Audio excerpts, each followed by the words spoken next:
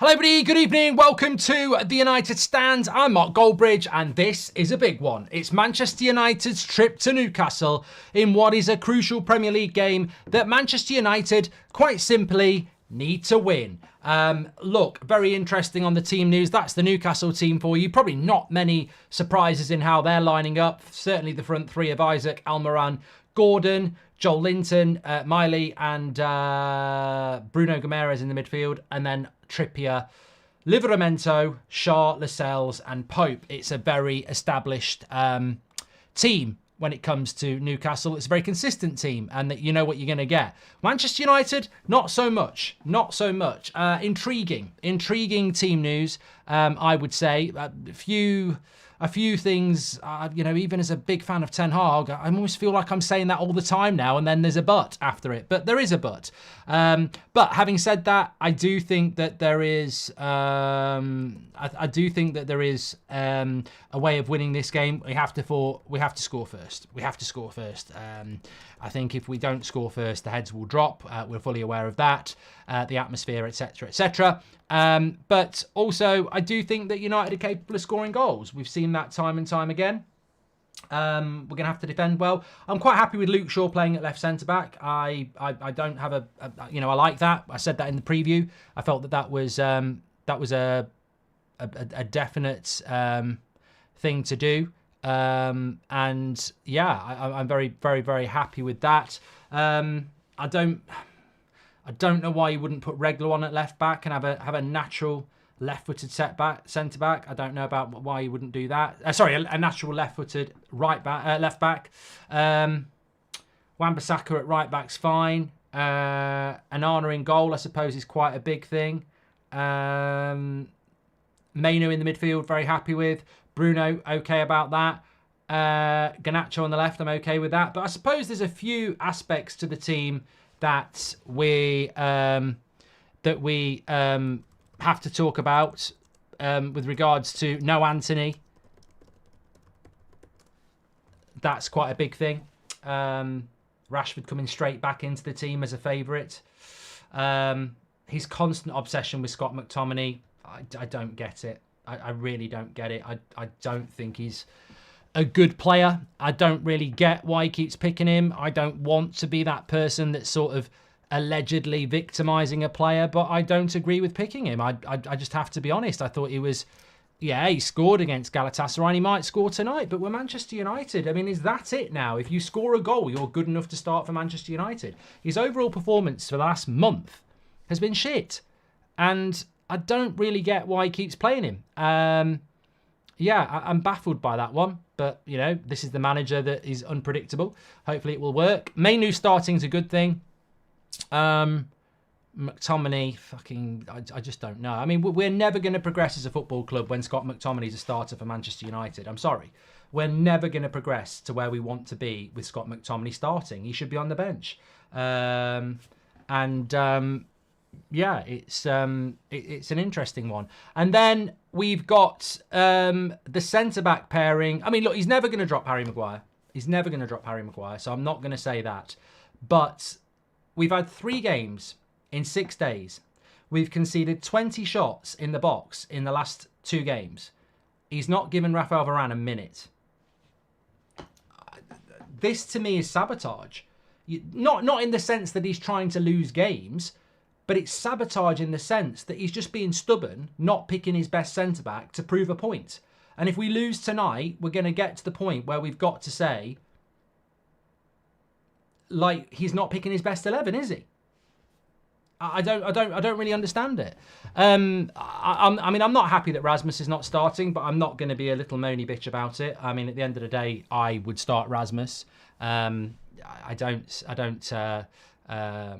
Ricky says McTominay's been brilliant. Are we all watching the same game? The thing about Ricky is, that's what she said, is that Ricky never acknowledges a bad game for any of the players that he likes. And he also always says the players that he likes play well. So, I mean, I love Ricky to bits, but he would never acknowledge that McTominay had a bad game. McSauce must be a beast in training, but he's mid, says Jack. Like Ricky would never admit Rashford or Bruno have had a good game. So, we've got to be consistent there about that. I don't like Maguire. I don't like McTominay. I don't really like Martial starting, but I'll give them credit if they play well. I will give them credit if they play well. So, and we need them to play well tonight. I look at the bench. I think Anthony's ridiculously unlucky not to start. I'm just going to get through the things that I'm not comfortable with. I'm not comfortable with keeping Rafael Varane on the bench for 3 games in 6 days when we're not defending well. There's obviously been a fallout. I get that. I'm grown up enough to know. Henrik, welcome to the Members Club. Thank you for supporting the channel. Yeah, there's clearly been a fallout between Ten Hag and Varane, because you don't not start a player of that quality 3 times in 6 days. I'd play Reguilon instead of Delot because he's naturally left-footed. I'd put Amrabat in the midfield instead of Scott McTominay. I'd play Højlund instead of Martial because their centre-backs are very aggressive. And I don't think Martial likes that type of thing, whereas I think Rasmus does. And I'm 50-50. I mean, I want to be fair on this because I'm a fan. I'm not going to be as strong on this one as I maybe would be on the Højlund thing or the Varane thing or the Amrabat thing or the Reguilon thing. Who would you have started on the right tonight? Rashford or Antony? A large part of me says he's got it right with Rashford. A large part of me says he's got it right with Rashford. But he spent 80 million quid on Antony. And Antony had his best game of the season on Wednesday. So if I'm Ten Hag, there's a contradiction, is what I'm trying to say. There is a contradiction. He's picking Onana because he spent £50 million replacing De Gea. So he's got to stick with him. But then Antony has a good game and he drops him. But you spent 80 million on Antony. So I'm a bit confused by Ten Hag. He's unpredictable. He's hard to read at the moment because there's contradiction. I get that he's fallen out with Varane. I don't know why he doesn't pick Amrabat over McTominay when he bought Amrabat. I don't know why he doesn't pick Antony over Rashford when Antony played well and he spent 80 million on him. He picks Onana because he spent money on him. Rasmus, he spent 60 on. He's dropping him for Martial. You could put it, look, it could just be pure freshness rotation, let's be honest, but it's hard to read. Mark, did you hear Bruno moaning at the Euros draw? Says Angle. No. You're almost right with the team pick, Mark, but I would have your pick every day of the week or better players in general, says Honrick. Welcome to Members Club, Mike. Thank you very much for supporting the channel. You can do that through the Join the Members section. You get your badge next to your name. Jack Glancy, who's a regular of the Super Chat Arena, says Eric has went from Ten Hag to Seven Hag to Ollie Hag, and unfortunately, like Ollie, he's going to be gone by Christmas at this rate, says Jack. Anthony's ridiculously lucky to be at United and in the big book, says Pratt. Mark, you should put your predicted man of the match on top of your tree each game. Shout out to Larry and Sam in Canada, says Lee. And I really don't like Eric Ten Hag's stubbornness on the Varane issue. Do you have any idea what Varane still not playing? Is he keeping him just like he's with Martial, says Sir John? I don't know what he's doing with Varane. I've got no idea. Do you think this is the worst United side since Fergie? If so, how do you move forward, says Skeleton? Well, let's play the game first. Let's not make the mistake that I've seen many of you make before, where you're criticising the lineup before we've even played. If this game wins, then Ten Hag is right. You know, we can have our reservations and we can have our concerns, but let's see what the team does first. Isn't Eric Ten Hag becoming less stubborn now that he's not picking only his own players? Love from India, says Jehan. And Mark, if you got the phone call, would you go into the jungle for I'm a Celebrity, Get Me Out of Here, says Ulster. Depends how much money was on the table. Depends how much money's on the table.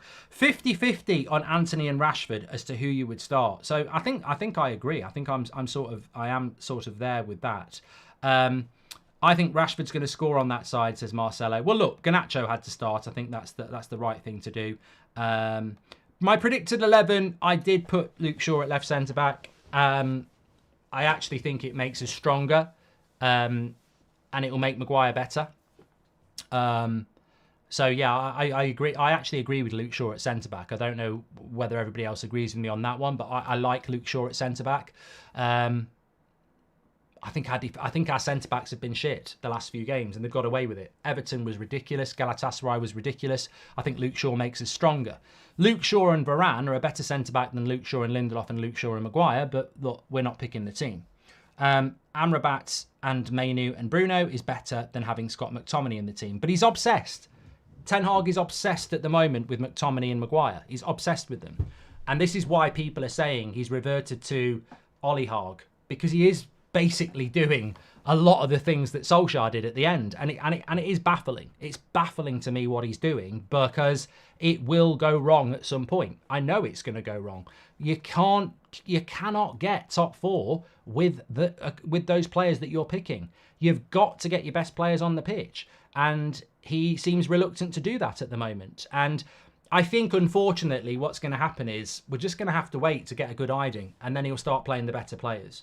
Because at the moment, I think he's all over the place with the team that he's picking, and almost seems to be a little bit deluded about it. I was looking at some of his comments that I mentioned this morning, where he said we're playing well and we're dominating games, but we're not. And I think we'll all acknowledge when we play well and we dominate games, but we're not playing well and we're not dominating games and we're not dominating the opposition. So at some point, and look, I hope it doesn't happen tonight, and I hope it doesn't happen against Chelsea, and I really hope it doesn't happen at Anfield. But I think at some point we're going to get our arse handed on a plate, and he's going to have to go back to picking his better players and a better system. And until that happens, I'm a little bit worried. I had some rough news, so I need a win tonight, says Guess. I hope you're doing well, pal. I hope you're doing well. But look, this is nothing new. It isn't negative. I said this in the summer.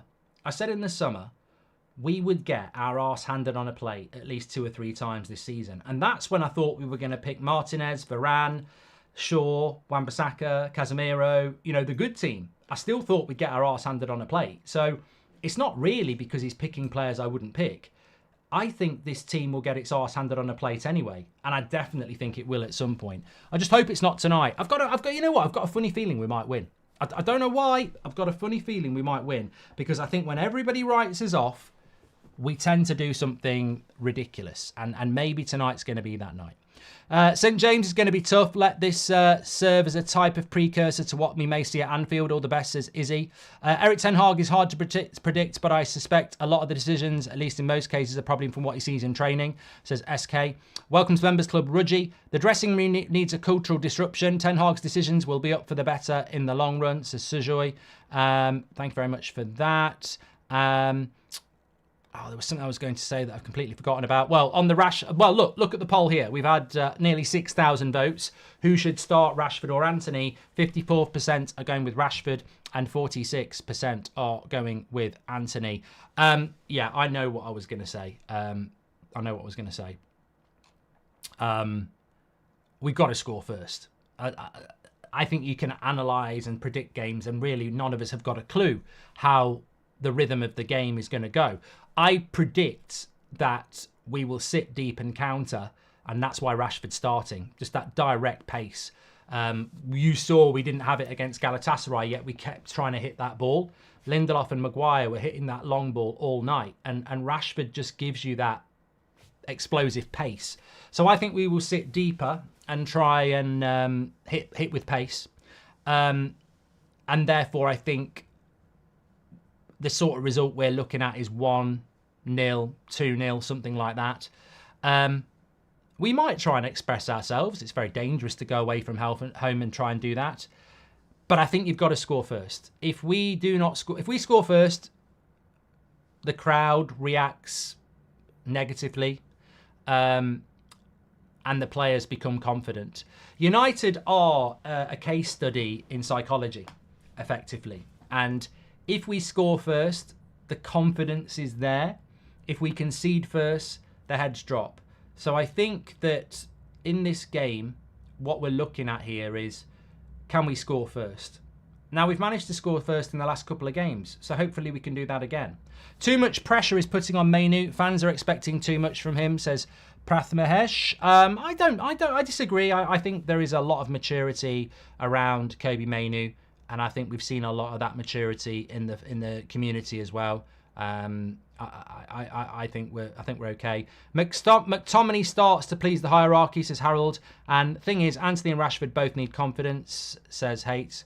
Well, he's got a bit of a problem now, Ten Hag, and it's a nice problem. It's the problem I would like. He has got a bit of a problem because he wants to pick Anthony because he spent so much money on him. And he wants to pick Rashford because he spent so much money on him. He's given him a massive contract. So he wants to pick Anthony and he wants to pick Rashford, but he can't pick them both because Garnacho is delivering. And Garnacho cannot be dropped for Rashford and Antony. So he's got this really interesting dilemma now where he's got two wingers he really wants to pick, but he can only pick one. So what you will see is rotation. You will see him rotate a lot. You'll see early subs. If Garnacho has a bad hour, he'll be off, so Rashford can go to the left and Antony can go to the right. That's what he'll do because there's a lot of games to play and there's a lot of minutes to play. Hi Mark, Kobe Mainoo can be as good as Foden, says Niz. Don't even play in the same position, but don't let that bother you. Also, what was I going to say? Yes, I know what I was going to say. We must also bear in mind, and we mentioned it in the preview, let's not forget where we were only 2.5 days ago. Turkey in the pouring rain in a difficult game, playing right to the end of the 90th minute. Newcastle 24 hours before in Paris. That might, I'm just, I'd rather be at Old Trafford and I'd rather have the extra 24 hours. So let's just see if that makes a difference. Paid 72 million for Højlund and put on the bench with Martial starting, who was awful and did nothing on Wednesday. What's going on with Ten Hag, says Gelshin. Yeah, well, look, the bench is worth taking a look at. I don't know what he's doing. I'm using I'm saying Ten Hag's unpredictable because it's the nicest thing to say. There are worse things I could say, but I don't have the evidence to say it, so I'll be nice and say he's very unpredictable. The bench has Bayindir on it. I mean, you could be starting him. No one's mentioned that. Onana could have been dropped easily. We've not even mentioned Onana. Lindelof, I think, has been a bit dodgy the last couple of games, so I think he needed taken out. Reguilon, I think he's unlucky. When we had the injuries to Wan-Bissaka and Luke Shaw and everybody else, he stepped in and did well, and now he's out the team. Varane, well, we've spoken about Varane. It's incredible. Amrabat, again, thought he did quite well on Wednesday, and they took him off quite early, so I thought he'd be starting tonight. No, let's start the guy who was shit and played 90 minutes in the midfield. Pellistri, look, didn't do great the other night. I don't think there was any chance of him starting. Van der Beek, who's he? Antony, we've already spoken about, dropped after a good performance. And Rasmus, again, on the bench for Anthony Martial, which, look, Ten Hag, if he keeps winning, I love Ten Hag. I know a lot of you love Ten Hag. We are more than capable and allowed to question decisions. That's what we used to do with Sir Alex. We always, there was never a time when a lineup came out an hour before the game when Sir Alex was in charge and you didn't go, oh, that's a bit odd. That's a bit odd. So, look, I think that's natural to question things. Of course it is. But unless Rasmus is not fully fit, and remember, he didn't play against Everton and has only been training this week. And Ten Hag is a bit of a laptop coach. Anthony and Rasmus might be on the bench for fitness reasons. So let's not dismiss that could be true. Sam says, if Jermaine Genius is commenting, I'm turning it off. 100%. I mean, I'm not here to criticise others, but he talks arse. I'll never forgive him for what he said about the Liverpool game being called off. I mean, that was on mainstream TV. I think he's an absolute fuel. Do you think that Ten Hag is at the point just experimenting again with the lineup because United has been so consistent, or is it the constant change of lineup the reason for the inconsistency, says Jim? I think he has players that he's building this team around. I just disagree with those players, especially in the spine. Mark, you reckon Newcastle are a better side than Man United or evenly balanced, Mr. McGregor? I genuinely think tonight is a step into the unknown. Have Newcastle surpassed Manchester United with their trajectory and ability? Is it a changing of the guard? We beat them in the Carabao Cup final. We were still ahead of them. We finished ahead of them in the Champions League spots. Are we still ahead of Newcastle or are they ahead of us? Well, in the Carabao Cup, they wiped their arse with us, but that was the reserves and our reserves. Tonight's quite symbolic. In their back garden, are we better than Newcastle or are they better than us? I think that's what tonight represents. Good luck tonight, Mark. You're going to need it up the mag, says Jamie Taylor. And not manager, I think our coaches are shite. How long until Mainoo's performances drop? I also think Rasmus's performance have dropped since he joined, says Sarvish. Well, that's what we were talking about. And I'm really disappointed. I'm really disappointed that Rasmus is not starting tonight. really disappointed. I just think that Lascelles and Shaw are really old school physical centre backs, and Rasmus he likes that. He enjoys that physical challenge. He can dribble with the ball. He's quick. I don't know why he's not started him. It has to be a fitness thing. It has to be a fitness thing. Unless Martial's doing something in training which is unbelievable, I would start Rasmus. But we have got Chelsea on Wednesday. So, as I said, it's hard. It's really hard to read because we don't have the info. And on the one hand, he's rotating Rasmus, but on the other hand, he's not rotating to bring Varane in. He's not rotating his goalkeeper. He doesn't rotate some people, but then he does rotate others. And Anta says it's tactics, Mark. Well, the game's not even kicked off, mate. So you don't know whether it's tactics. When the game kicks off, if it's tactics, we'll spot it. But what we know about Rasmus is he will occupy the centre-backs physically and he will push them back. Is Martial capable of occupying anybody physically now with the injuries that he's had? I hate to bring the mood down, but my gran passed away last night. Enjoying the watch-along to take my mind off things. Looking forward to Manu again, says James Finn. Respect and rest in peace to your gran, James. And hopefully United can do that. It's a big thing.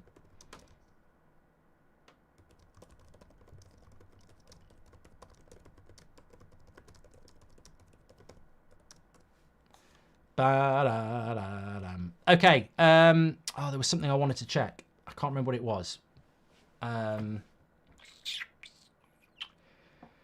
Yes, we're 10 subscribers away from 780,000. So bottom right-hand corner to subscribe. Get involved with the United Stand. You're very, very welcome on here. Don't forget, we've got the fan forum later. We've just had the countdown to kick off. I saw the sunglasses. Well done. We've got the match reaction with the player ratings straight after this. The game will start in 7 minutes. I'm just about to tell you what Ten Hag's had to say ahead of the game. We've got the Christmas tree. Hopefully it's going to be, it's making its debut. You know, people talk about Komi Mainu. Can I get a shout out for Chris the Christmas tree? Making his debut tonight. Is it going to be a good one or is it going to be a bad one? He's kitted out in red as well. Let's hope that we can do it. I really hope that we can do it. I mean, I've been looking forward to this game. I don't like Saturday night 8 o'clock games, but I've been looking forward to this one because the game is just so big. It's such a big game. I'm not going to say we need to win because actually I think a draw might not be a bad result for us, but certainly hope we can win. Don't forget we're sponsored by OneFootball on the stats carousel as well. You'll get your team stats there, but if you want your individual stats, so how many passes Mainu completes, how many touches McTominay has, how many shots Martial has, etc., check it out on the OneFootball app for the Newcastle versus Man United game. You can get all the individual stats of the players, all your latest breaking football news as well. Links in the description or scan that QR code in the top right-hand corner. You can download the OneFootball app for free on Apple and Android and everywhere else. Chris Trifa, that's what we're calling him, says That's What She Said. Love it, love it. And big shout out to That's What She Said as one of our members. Let's have a look at how many members we've got in the chat at the moment. Akil says, apart from Mainu and Garnacho, every other player stay while Newcastle play fluid football. 5-0 incoming, Mark. Hail the Glazers, says Akil. I can't understand McTominay playing and Varane bench, says ... Jamie Wyman's a member. He says, thoughts with you, James. Love that. Remember, if you want to be a member, you get your little badge next to your name, which changes each month. Thank you very much for supporting us, like Gems, Gift, Real G, Lee Berman, who says Baileys instead of beer for the match because it's Christmas, says Lee. You know what, Bet? I've had a bit today and I don't even realise it. It's typical Christmas alcohol consumption already for me. I was doing the Christmas tree in the living room today, which sounds like something else, but I was like decorating the Christmas tree in the living room. How you do the other thing, I do not know. But while I was doing the Christmas tree, I had a coffee and Baileys, which is very nice. And then I was watching the Arsenal against Wolves game this afternoon on That's Football. Some of you may have joined me. And I had a tea with a drop of whiskey in it, which is another, I don't know whether that's usual, but my gran always used to do that for me.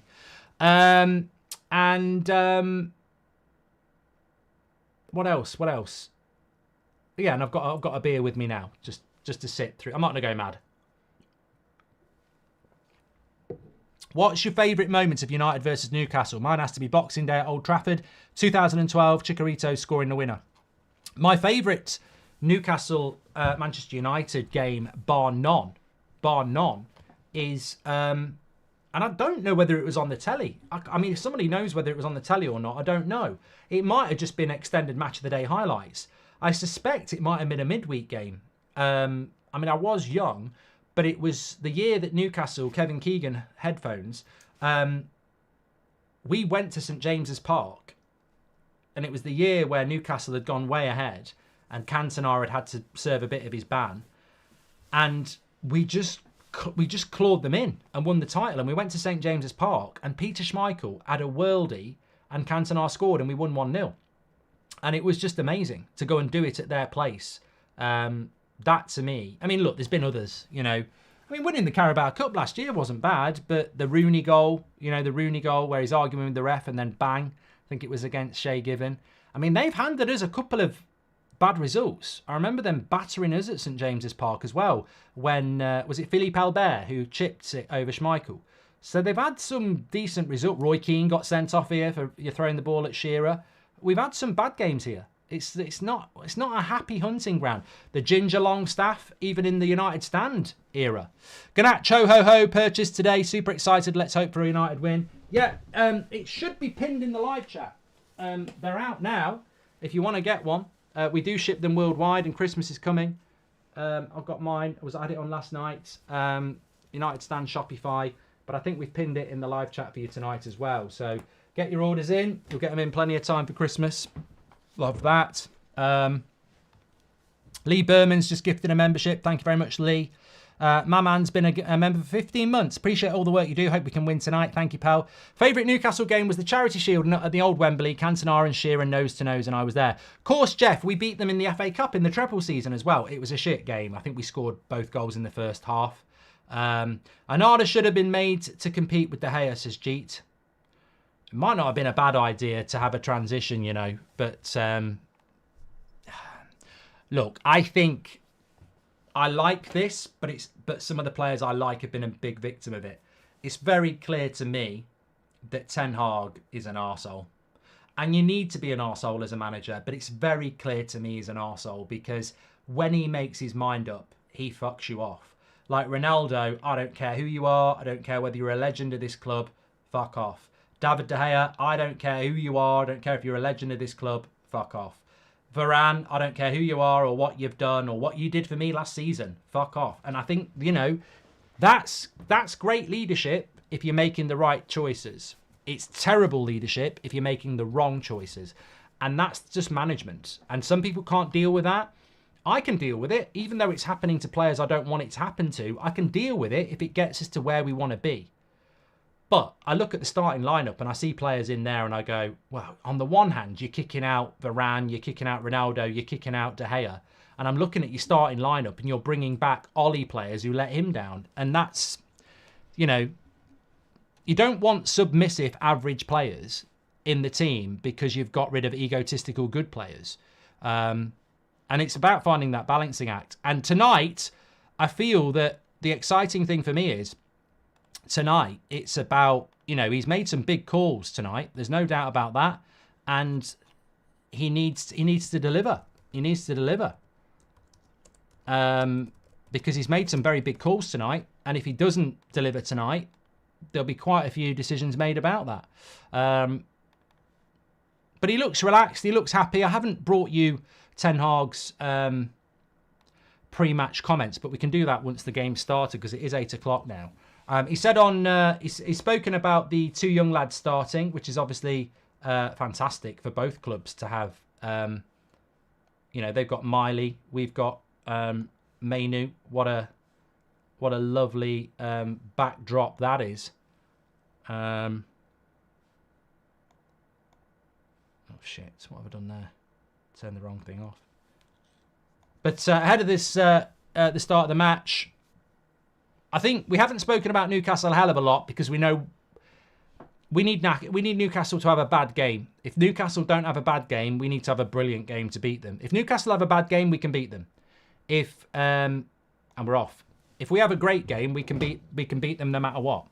Ten Hag said before the start of the game, "It tells me something about the great potential of English football when you see Mainu and Lewis Miley starting. Such young kids are coming up. It's good for the academies and it gives them recognition that they are ready to play." He said, "We've got to build on our performances. We're on the right track. Today is a test, a very good team. We have to be at our best level. I expect something from my team in terms of transitions and intensity. And no matter what's around, the field is always the same size. It's 11 versus 11. And on Luke Shaw at centre-back, he said, tactical and rotation part of it. Also, Luke is a centre-half. He has to run less than a full-back, but also tactical on that side." Yep, that's really interesting that Ten Hag said that, because I said that in the preview, didn't I?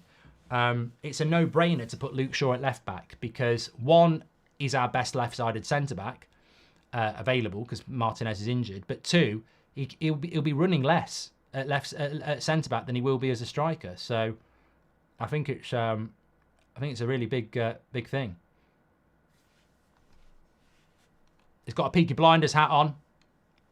"Tommy, by order of the Peaky Blinders." Martial tries to lay it off to McTominay, but Newcastle win it back.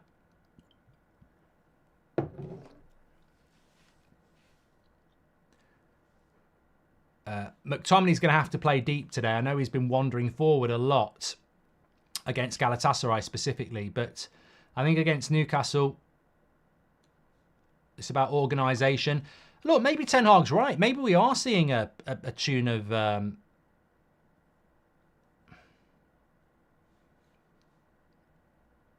a change in the way that we're playing. Ten Hag's very adamant about that. All these managers picking McTominay, maybe we all wrong and we don't see what they see, says Tom. Well, the flip side of that coin, Tom, is that we've been shit with all those managers who tick McTominay. Good pressing from United so far, says Savage. Good, nice observation. Like to see that. Throw into Newcastle here.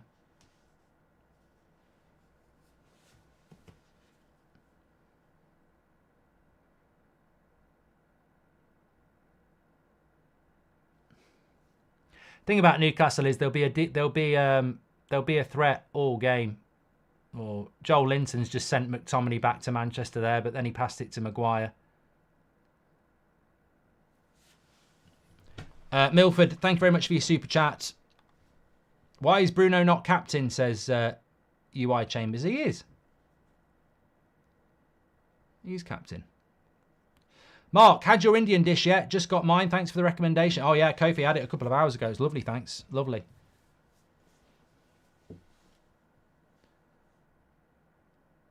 Yeah, United are trying to press here with that front four. "I have been sick for a few days now, and my birthday was yesterday. Therefore, the only outcome I can handle is a victory," says Sander. Well, I hope you get well soon, mate. Newcastle play through our press quite comfortably there. Good player, Livramento, as well. I like Livramento. I liked him at Southampton. And the cross comes in. Delot misses the fucking header. McTominay bossing midfield tonight, says Stephen.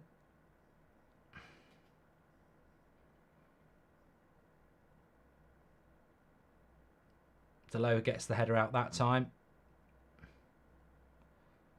Miley up against Mainu here. Literally teenagers against... He's got a good build on him, Miley, hasn't he? He's a big lad for... I think he's only 17. I think he's 17.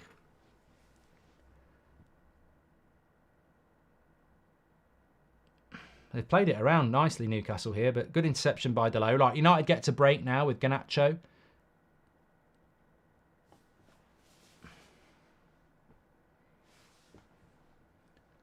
Right, now there's space.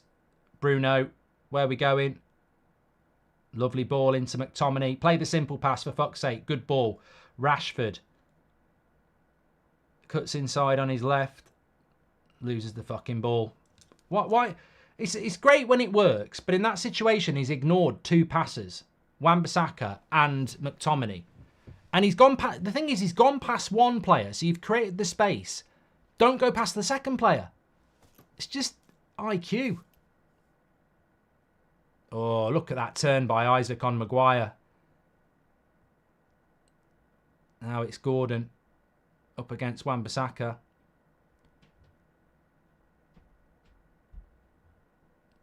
It's a good game. There's a good tempo to it. McTominay is the Matara of the midfield, inviting opposition in. Painful. This is the game we needed to DMF, says Araki. Aside from current, who and why would you think players would be passionate about United seeing how players are treated by manager and vice versa, says Jeet.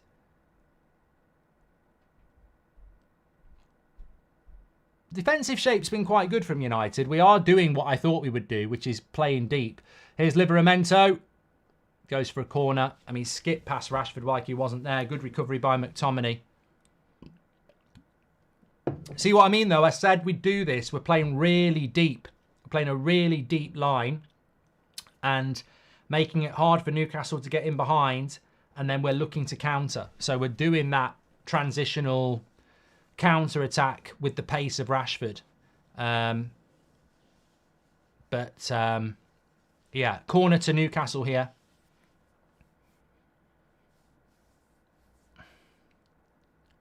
Louis says Rashford looks like he can't be arsed. I think Liveramento's a good fullback. I think I liked Livermento when he was on loan at Southampton, or I think he signed for...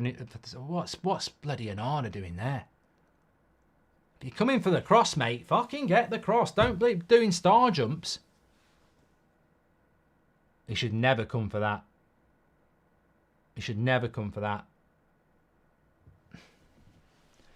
Yeah, I do like Livramento. I think he's a good player going forward. Like he's one of these modern fullbacks. He can take people on. And look, in fairness to Rashford, he's a winger. He's not a fullback. So if Livramento gets up against Rashford in a one-on-one, he'll take him on.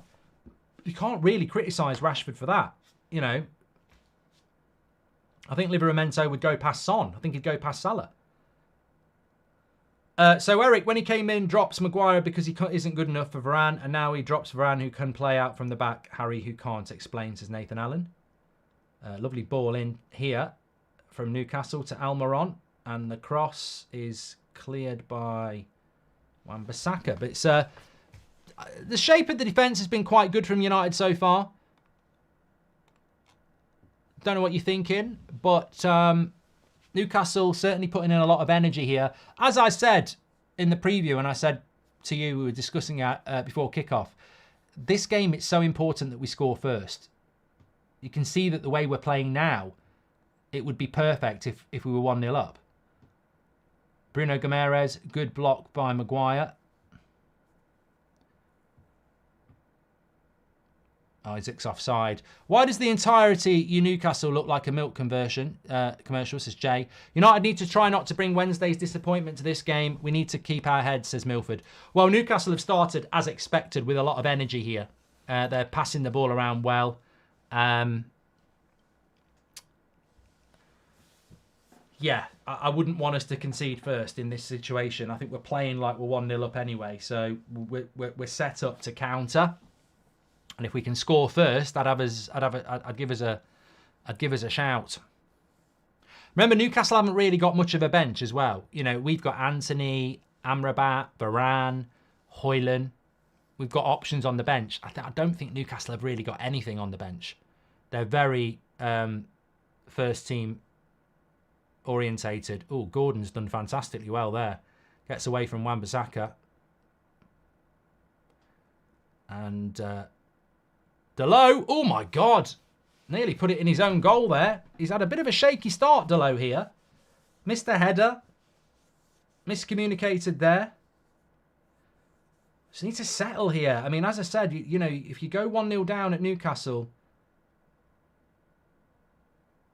that crowd will react. And we are living in a world at the moment where... Well, he does kick it onto his hand, but I don't think you're ever going to get a penalty for that. I don't think you should. What do you think has to happen for Ten Hag to be in real pressure of losing his job, says Jim. Let's not have that talk. Let's not have that talk. That's never a penalty, by the way. Never a penalty.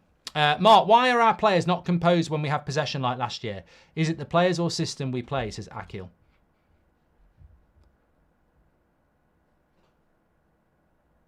Lovely play by Joel Linton, but Luke Shaw's in there.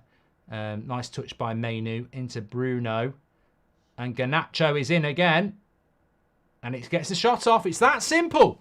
First shot of the game has actually gone to Manchester United, and it's that simple. That's how you do it. I actually think that he doesn't trust his keeper, says Paul. This is what I mean about the transition. Lovely ball by Bruno Fernandes. I mean, look at that pass by Bruno. The weight on it, the angle of it. What a ball by Bruno that is. That's a great ball. And I think Garnacho's just a little bit unlucky because he doesn't quite get into the position where he can hit it like he did against Galatasaray. But what a ball by Bruno Fernandes. What a ball. The weight of pass was incredible. Still 0-0, but that's encouraging from United. I mean, I think we're playing the way we have to play. We're going to have to give up possession, 80% to Newcastle. We're going to have to give up possession here and just play counter-attack.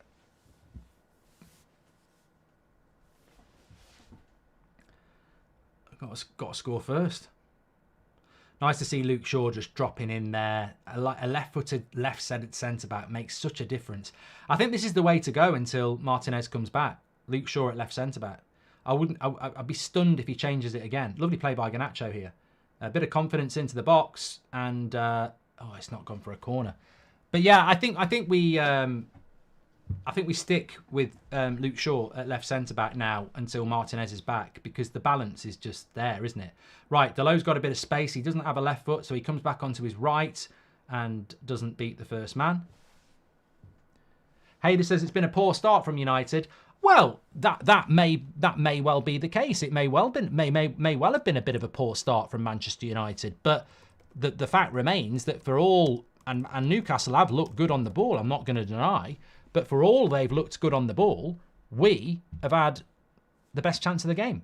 And you know, some people call it ollie ball, some people call it fast transitional ball, some people call it counter-attacking, but we've had a good start here. We've not had a good start, but we've had the better chances. Edge of the box for Wan-Bissaka, blocked. And that's sometimes the way football can work, you know. You're the team that doesn't have a lot of the ball, but you end up with more chances because you can counter into the space. And that might well be the case for United. Nice ball into Garnacho. And out it goes.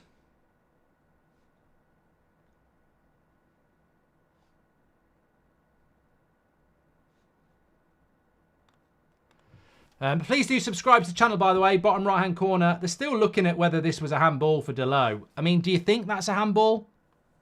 Does anybody genuinely think that's a handball? And I think we're just so confused about handballs. Was it handball by Delow? Let me just run a quick poll.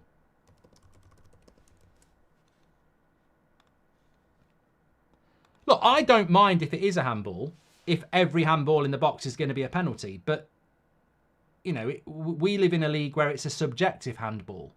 And, you know, he's literally tried to control the ball and it's hit his hand. Shaw and Maino are fantastic. We're lucky to have them back, says Araki. And Rashford loses the ball every time. When his goals dry up, you're left with nothing, says John B. Well, here's Livramento again, who... Good tackle by McTominay. Difference between us and Man City is that if we make a £50 million plus mistake, we're stuck with the player and forced to make it work, says IQ. Yeah, it's a good point, actually.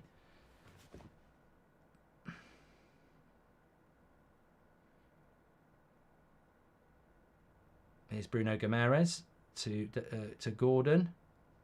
Back into Guimaraes. Good cover by Wan-Bissaka. Very intelligent. Rashford tries to control it.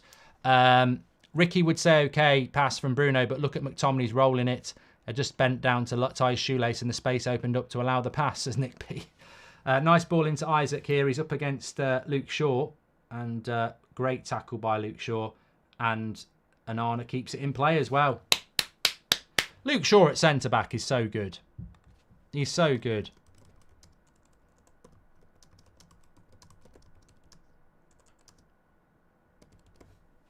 don't know why we haven't done it more often. Although we've played out from the back here. Bruno Guimaraes, good tackle by Maguire. And a shot that Onana gets hold of anyway. Surely Onana needs to be dropped, says it's Louis. And SK says, still early. I liked that little period where we pinned them in their box better. Efforts need more, says SK. I really do think that this is... I don't want to keep labouring the points because I know that's boring, but I really do think it's about who scores first. The way the game is being played out here, it would be great for us if we were 1-0 up because we're playing deep, we're playing counter. So if you're 1-0 up and you've got something to protect, you can just do that for the rest of the game. But if we concede first, you've got to come out a little bit. Showing my age, but what happened to ball to hand, says Elliot Taylor. Lovely little touch by Martial, and then he ruins it with a bad pass.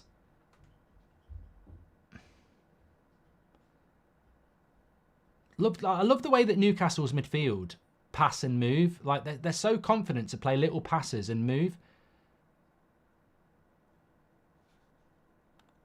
Nice ball into Joel Linton. Cuts it back. Almiron. Good save, Onana. Good save, Onana. Great save, Onana. That'll do his confidence the world of good. Really will. I mean, that's another chance in the box conceded, though. I don't want to, you know, when the keeper's making a save like that, and it is a great save, you're talking about chances in the box. The best thing VR did was expose the inconsistency of the handball rule, says Jimbo. I mean, it's actually, you know, I say it's a great save. It's a save you're going to make. He doesn't hit it hard enough. It's very close to Onana. He gets two hands on it. But it's good for his confidence. It's definitely good for his confidence. It's a confidence thing. I think there's a great point just come in there. We're second to every ball at the moment. And yeah, is that fatigue? Is it fatigue? Is it just better players, better system? They are drilling the ball. Their pass completion rate of Newcastle so far, and their confidence to pass and move and drop is been really visible. And there's a lovely ball just gone to Livramento here, who's ran off Rashford, which is causing us a problem because Wan-Bissaka's having to keep an eye on Gordon, and Guimaraes shoots over the bar. Why is Højlund on the bench and Martial playing, says Ben Jr. Rashford, look, Wan-Bissaka's got to keep an eye on Gordon. He can't cover Livramento as well.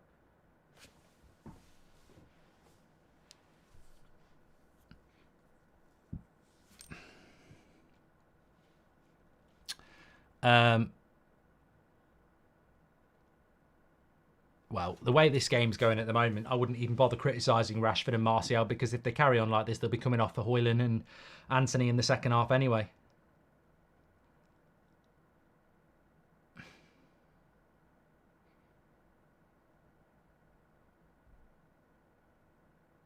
See, we are second to every ball. That ball there, Martial nearly gets it, McTominay nearly gets it, but Joel Linton does get it. And they're back on the ball. And here we go again. They're getting their fullbacks forward so well.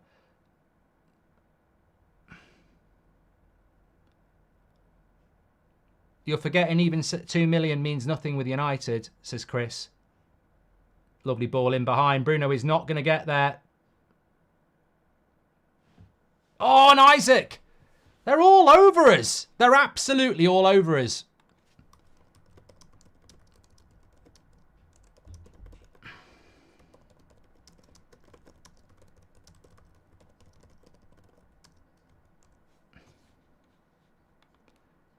Jesus Christ.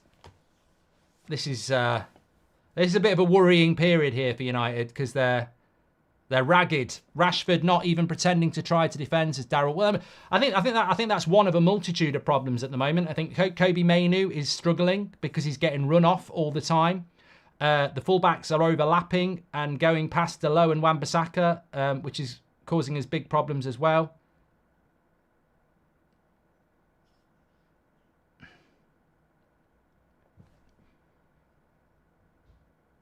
Oh, and another chance. Lascelles just over the bar. We've got to score first in this game. I don't know how we managed to do it. I mean, we had that Bruno pass a few minutes ago where Garnacho got in, but we've got to score first here, because if they score first, this is going to be a fucking pounding. Why does Rashi look so uninterested tracking the ball, says Tijan. You know what, though? It reminds me a bit of Everton at the moment. Reminds me a little bit of Everton at the moment, where they haven't scored, but they've had lots of the ball. Maguire's got yellow boots on.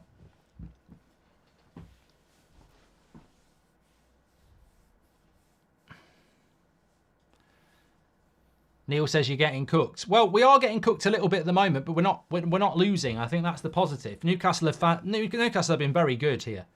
I've been impressed with Newcastle a lot this season and last season, but the way they've started this game, there is one dominant force, and it's not United. Their little intricate passing has been so good as well. And there's another ball into Livramento here, and I think it's gone for a goal kick. Ten Hag is sacrificing the team for discipline. What's the point of benching Varane and giving back-to-back chances to Onana, Rashford and McTominay, says Space. Rashford is just a winger, McTominay. If he doesn't score, we have nothing, says Edgar. Nod says, you didn't answer the question about Rashford tracking back. Why? Well, listen, mate. Look, chill out. We're not playing well, but it's 0-0. And secondly, I did answer the question about that. I just didn't answer it directly because we're not losing. Like, I don't really see the point in slagging off players when we're not actually losing at the moment. This game can, you know what football's like, it can change around very quickly. How many times have you seen a team that's dominating not score and then get beat? You know, it's 0-0. Let's have a little bit of reality here. But there is a massive problem. Livramento is a good fullback, and you know, I know the Dan Burn injury is bad for Newcastle, but Livramento is way better going forward. So they're a much better attacking side. And here's Garnacho, though. Trippier's got that. Love the show, Mark. Why are we playing shite all the time, says James. Although, shouldn't we be bossing a team like Newcastle? No, James. I mean, this is our first real test of the season away from home. Mark, problem has to be mentality and coaching. Too many players that moan and flap hands and others that don't seem to have positional sense, says Ashish. And Maino at CDM and still the only midfield pass available when playing out the back. Love Eric Ten Hag, but must be tactical and I don't get it, says Axel of War. Well, look how far forward McTominay is again.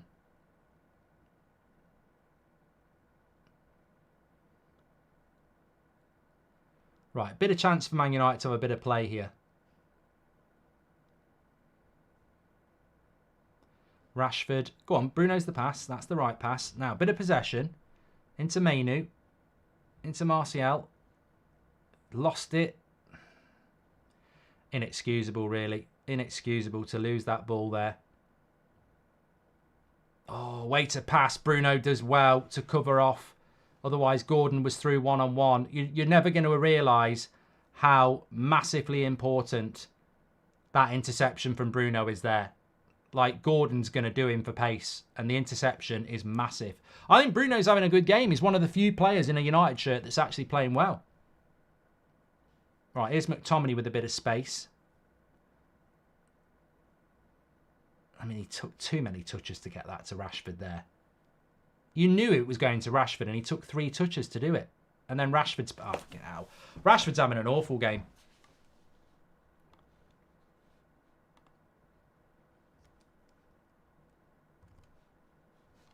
He's having a terrible game. His passing, his dribbling, his physicality, his defending. It's not looking good at the moment. He's got to improve.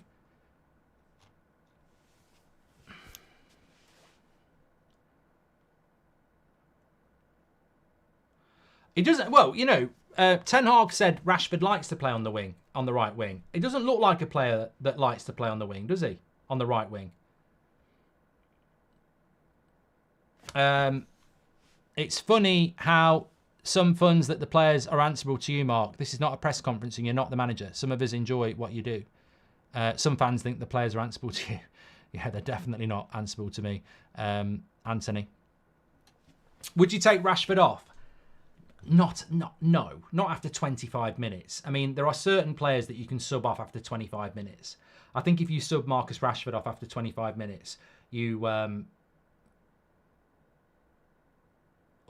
good interception by Maguire there. Otherwise, again, Newcastle should have took a lot more care with that pass. They were in again. I'm a little bit encouraged here because Newcastle have had a couple of chances to sort of kill us with a really good chance. And Joel Linton's bullying McTominay, by the way. Absolutely bullying him. We're accepting mediocre mid-table stuff. It's sad to watch, says John. I mean, that's why I wouldn't pick McTominay, because he's just bang average. Like, Joel Linton is a very good player for Newcastle, but he's bullying McTominay.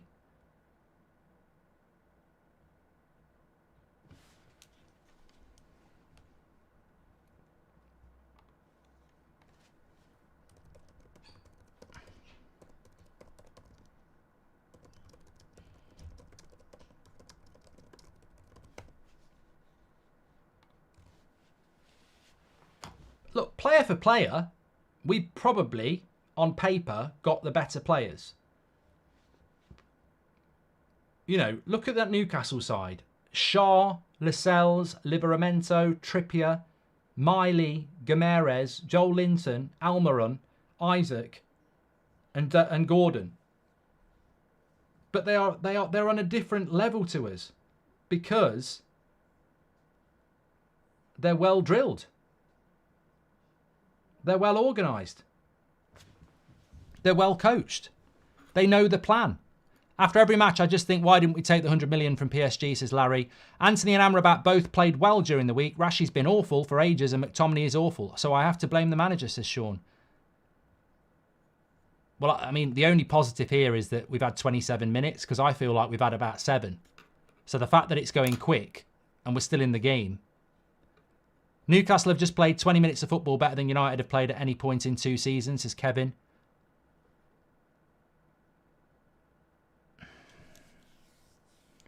Rashford is lazy, says Curtis. Look, the only positive here is that they haven't scored and maybe there's a misplaced pass where we counter and score. You know, that's the game plan. I've played the game.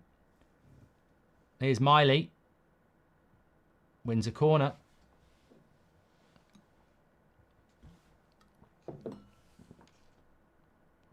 I think Rashford outdated as a United player, should have cashed in on him, says Tumbleweed. And Rashford could urinate in Ten Hag's flat cap and still start, yet Varane coughs too loud and gets dropped, says Chris. Bruno playing as a defender now, says Kay. It's sad. It's sad, isn't it? It's sad that the only positive we've got here is that we haven't conceded.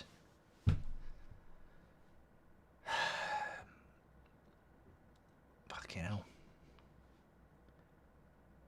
Corner to Newcastle.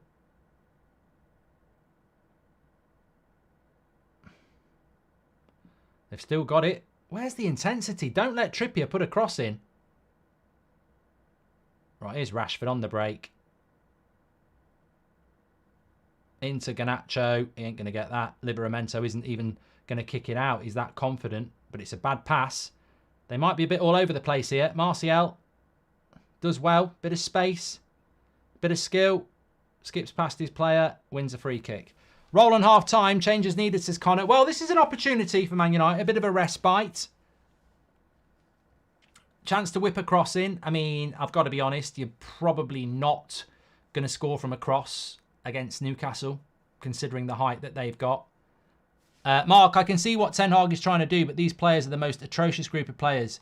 Sis, if you can see what we're trying to do, don't tell us you can see what they're trying to do. Please tell us what we're trying to do, because I can't see anything. I can't see any intensity. I can't see any retention of the ball. I can't see any patterns of play. All I can see is what I could tell a group of 15-year-olds to do tomorrow if I was drafted in as their pub team manager. Actually, there wouldn't be 15 at a pub, but it's literally just sit back and counter.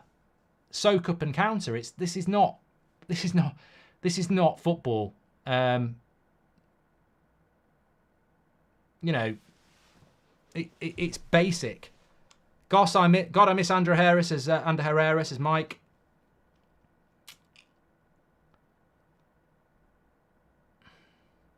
And the thing is, if we were defending well and Newcastle had all the possession and we're defending well, I wouldn't be too, but I wouldn't like the way we're playing, but I wouldn't be too fussed. But they've already missed 2 or 3 sitters as well. So it's not even that we're defending well.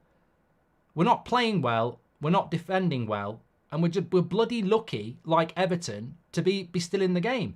And if we go and win this game 1-0, everyone will go, what a great result it is. And then anybody who's watched the game is going to go, we got away with it again. We've not played well here. We're only not losing because Newcastle have been wasteful in the final third, as were Everton. And how long's that going to last?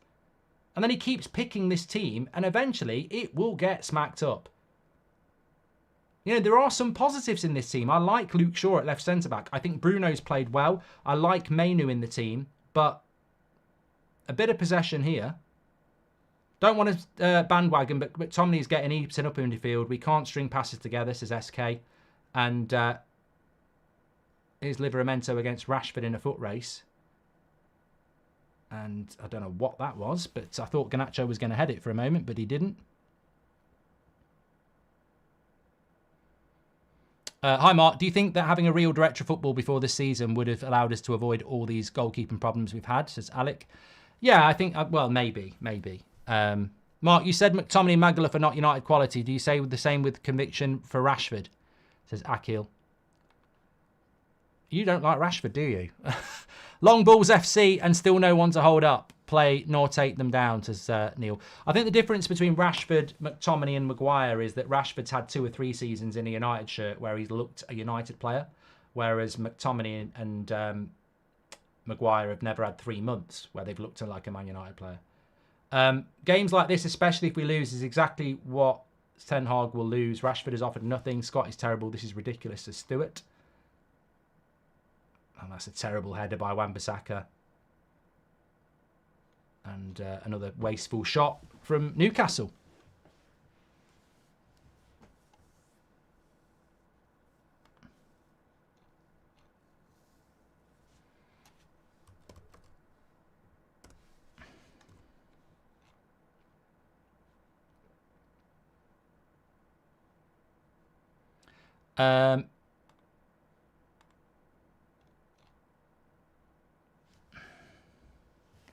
Rasmus is on the bench, gamer. Mark won't say anything about Rashford. Oh, I'm bored about it all being about Rashford. I've already spoken about Rashford. He's not playing well. He's done... I don't think he's had a good moment in the game yet. But here's United on the attack. Wan-Bissaka into McTominay. Slows it down. Bruno. Good headed away. Wan-Bissaka. Sloppy. And Newcastle bring it away.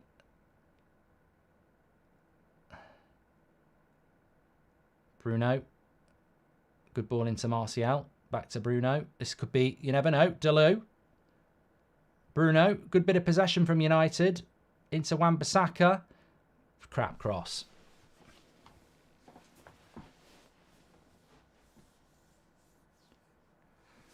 Cross. Please do subscribe to the channel, by the way. Bottom right-hand corner, get involved with the United Stand. We've got player ratings in the match reaction. Mark every player out of 10, 6 being the average. We'll give you the link for that in the second half.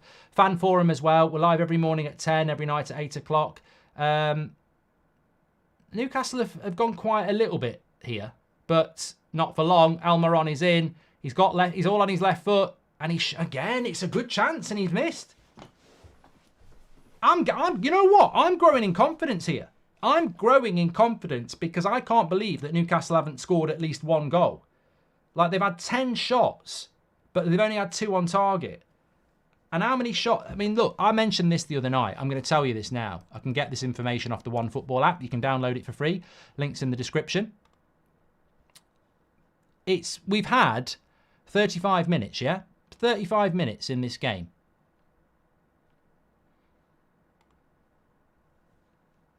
In the last 2 games, we've conceded 10 shots in the box in each game.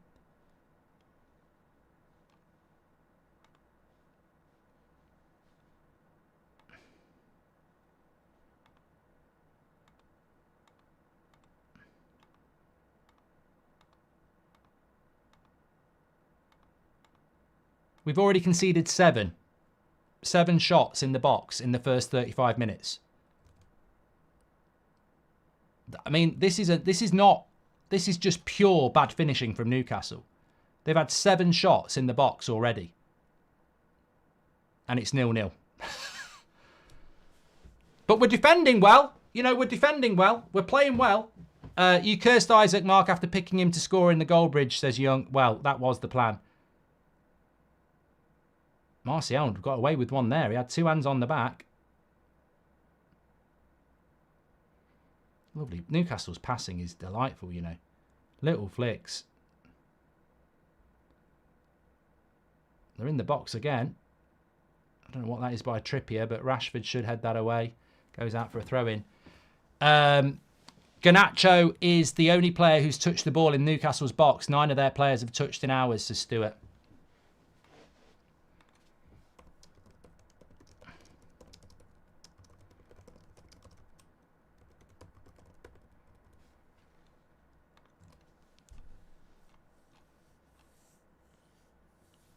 Possession will go around on the stats carousel in a minute. I mean, who's this just wandering through? Foul on the edge of the box as well. In Trippier range. Who's given that foul up?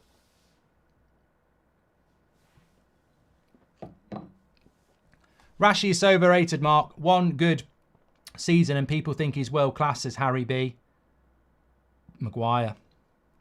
Leicester won the league 1 season, doesn't make them world class, as Harry B. That was Shaw, a defender, stepping through and running through our midfield. I tell you what, we've been shit tonight, but no worse than we were against Galatasaray or Everton. It's been, I can't believe it. I can't believe how bad we've been tonight. But then I can't believe it's 0-0. I have hope. I have hope.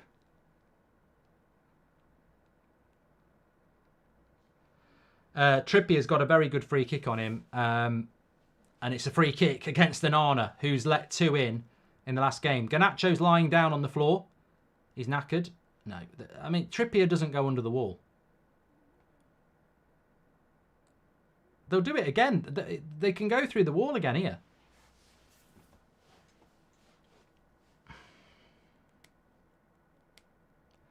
Reezy says we concede so many chances. It's a joke. I remember when we were linked to Trippier, says Shan. Oh, it's been a very good signing for Newcastle. I don't know whether he was... well, look, you know. Here's the free kick from Trippier. He's not took it yet. Stocky says the football we play is a disgrace. And he's hit the bar. Trippier has hit the bar. We are so lucky. Sezu says, how is Rashford so bad these days? Look, even as a United fan, we are so bloody lucky tonight. I almost think we're going to win. It's a great free kick. Well, it's not a great free kick because it doesn't go in, but it's a lovely free kick. It's almost perfection from Trippier.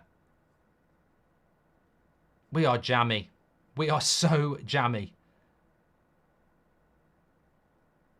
I don't even know how we're 0-0 here. If we get to half time, maybe he can change it.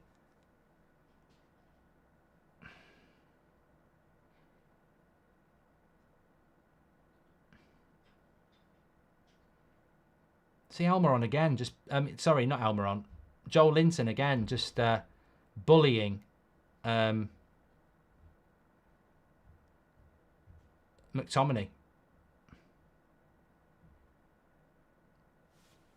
Here's Almiron. And it's back with Onana. Should we switch Rashford back to the left, says Darryl? I think Rashford's gone up front now. He was just playing through the middle there.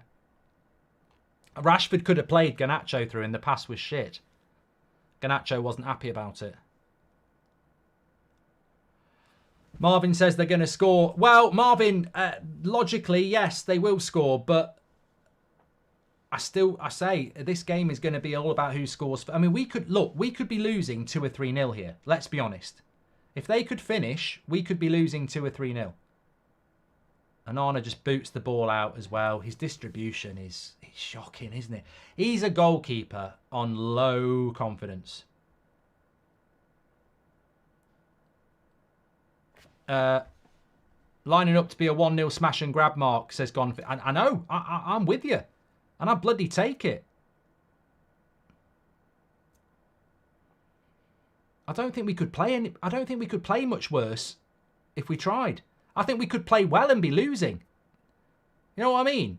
We could have played well and still be losing this game. We're playing terribly and we're drawing it. It's a funny old game. Forget Rashi. We can't keep the ball to get to Rashi. Need someone else with Mainu, says SK. Oh, McTominay's been bullied and is hardly in the game.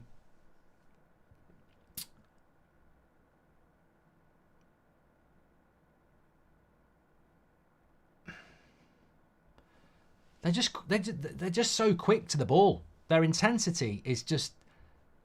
I mean, I don't want to call fitness out in December, but Newcastle have got an injury crisis and their intensity is just incredible. Good day, Mark. How you going? Sell Rashford, not one for the future, sadly, says James. Unless it's deliberate.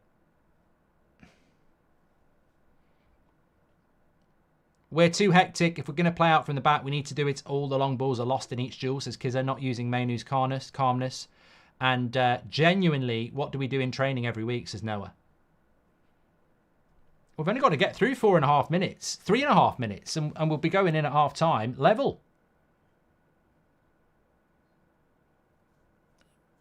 Which to me would be a bloody result.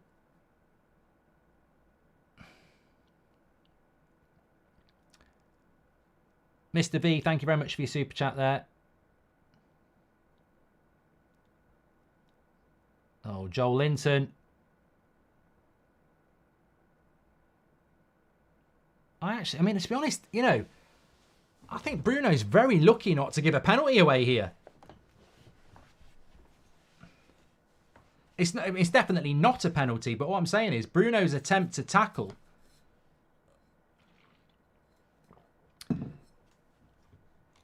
Stephen Bell, I'm not going to read that about Fred West, but basically he's saying that McTominay's not that good.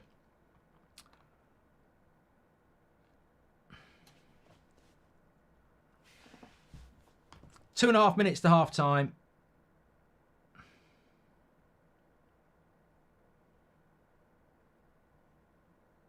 Livramento, he's got the legs. He's got the legs.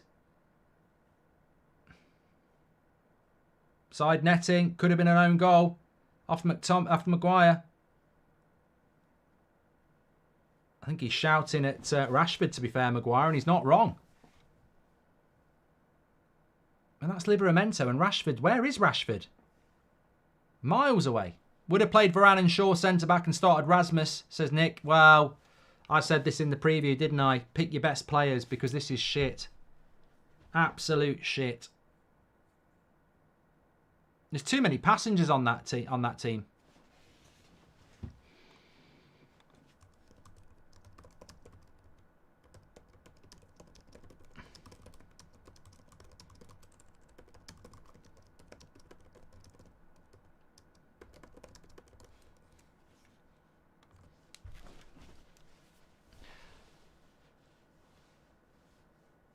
Rashford with that pace is useless, says Barker. We can't pass and are always second to 50-50 balls, says Jet. I mean, imagine taking this team to Anfield. We're going to Anfield 2 weeks tomorrow. Imagine taking this team to Anfield. That's the thing. Maybe we do scrape a draw. Maybe Newcastle can't finish. Maybe we win. But exactly what Ronnie says. I'm dreading Anfield. I mean, taking this to Anfield. Phenomenal first half performance. We're getting at least a draw for sure, says Guitar. And hey, Mark, we are definitely parking the bus, says Mr. Takeover. And Maguire has prevented 4 goals, says Red Army. Good block by Maguire there, to be fair. And he wins a header as well. I don't think Maguire and Shaw have had a bad game at all. I don't think anyone said Maguire or Shaw, to be honest.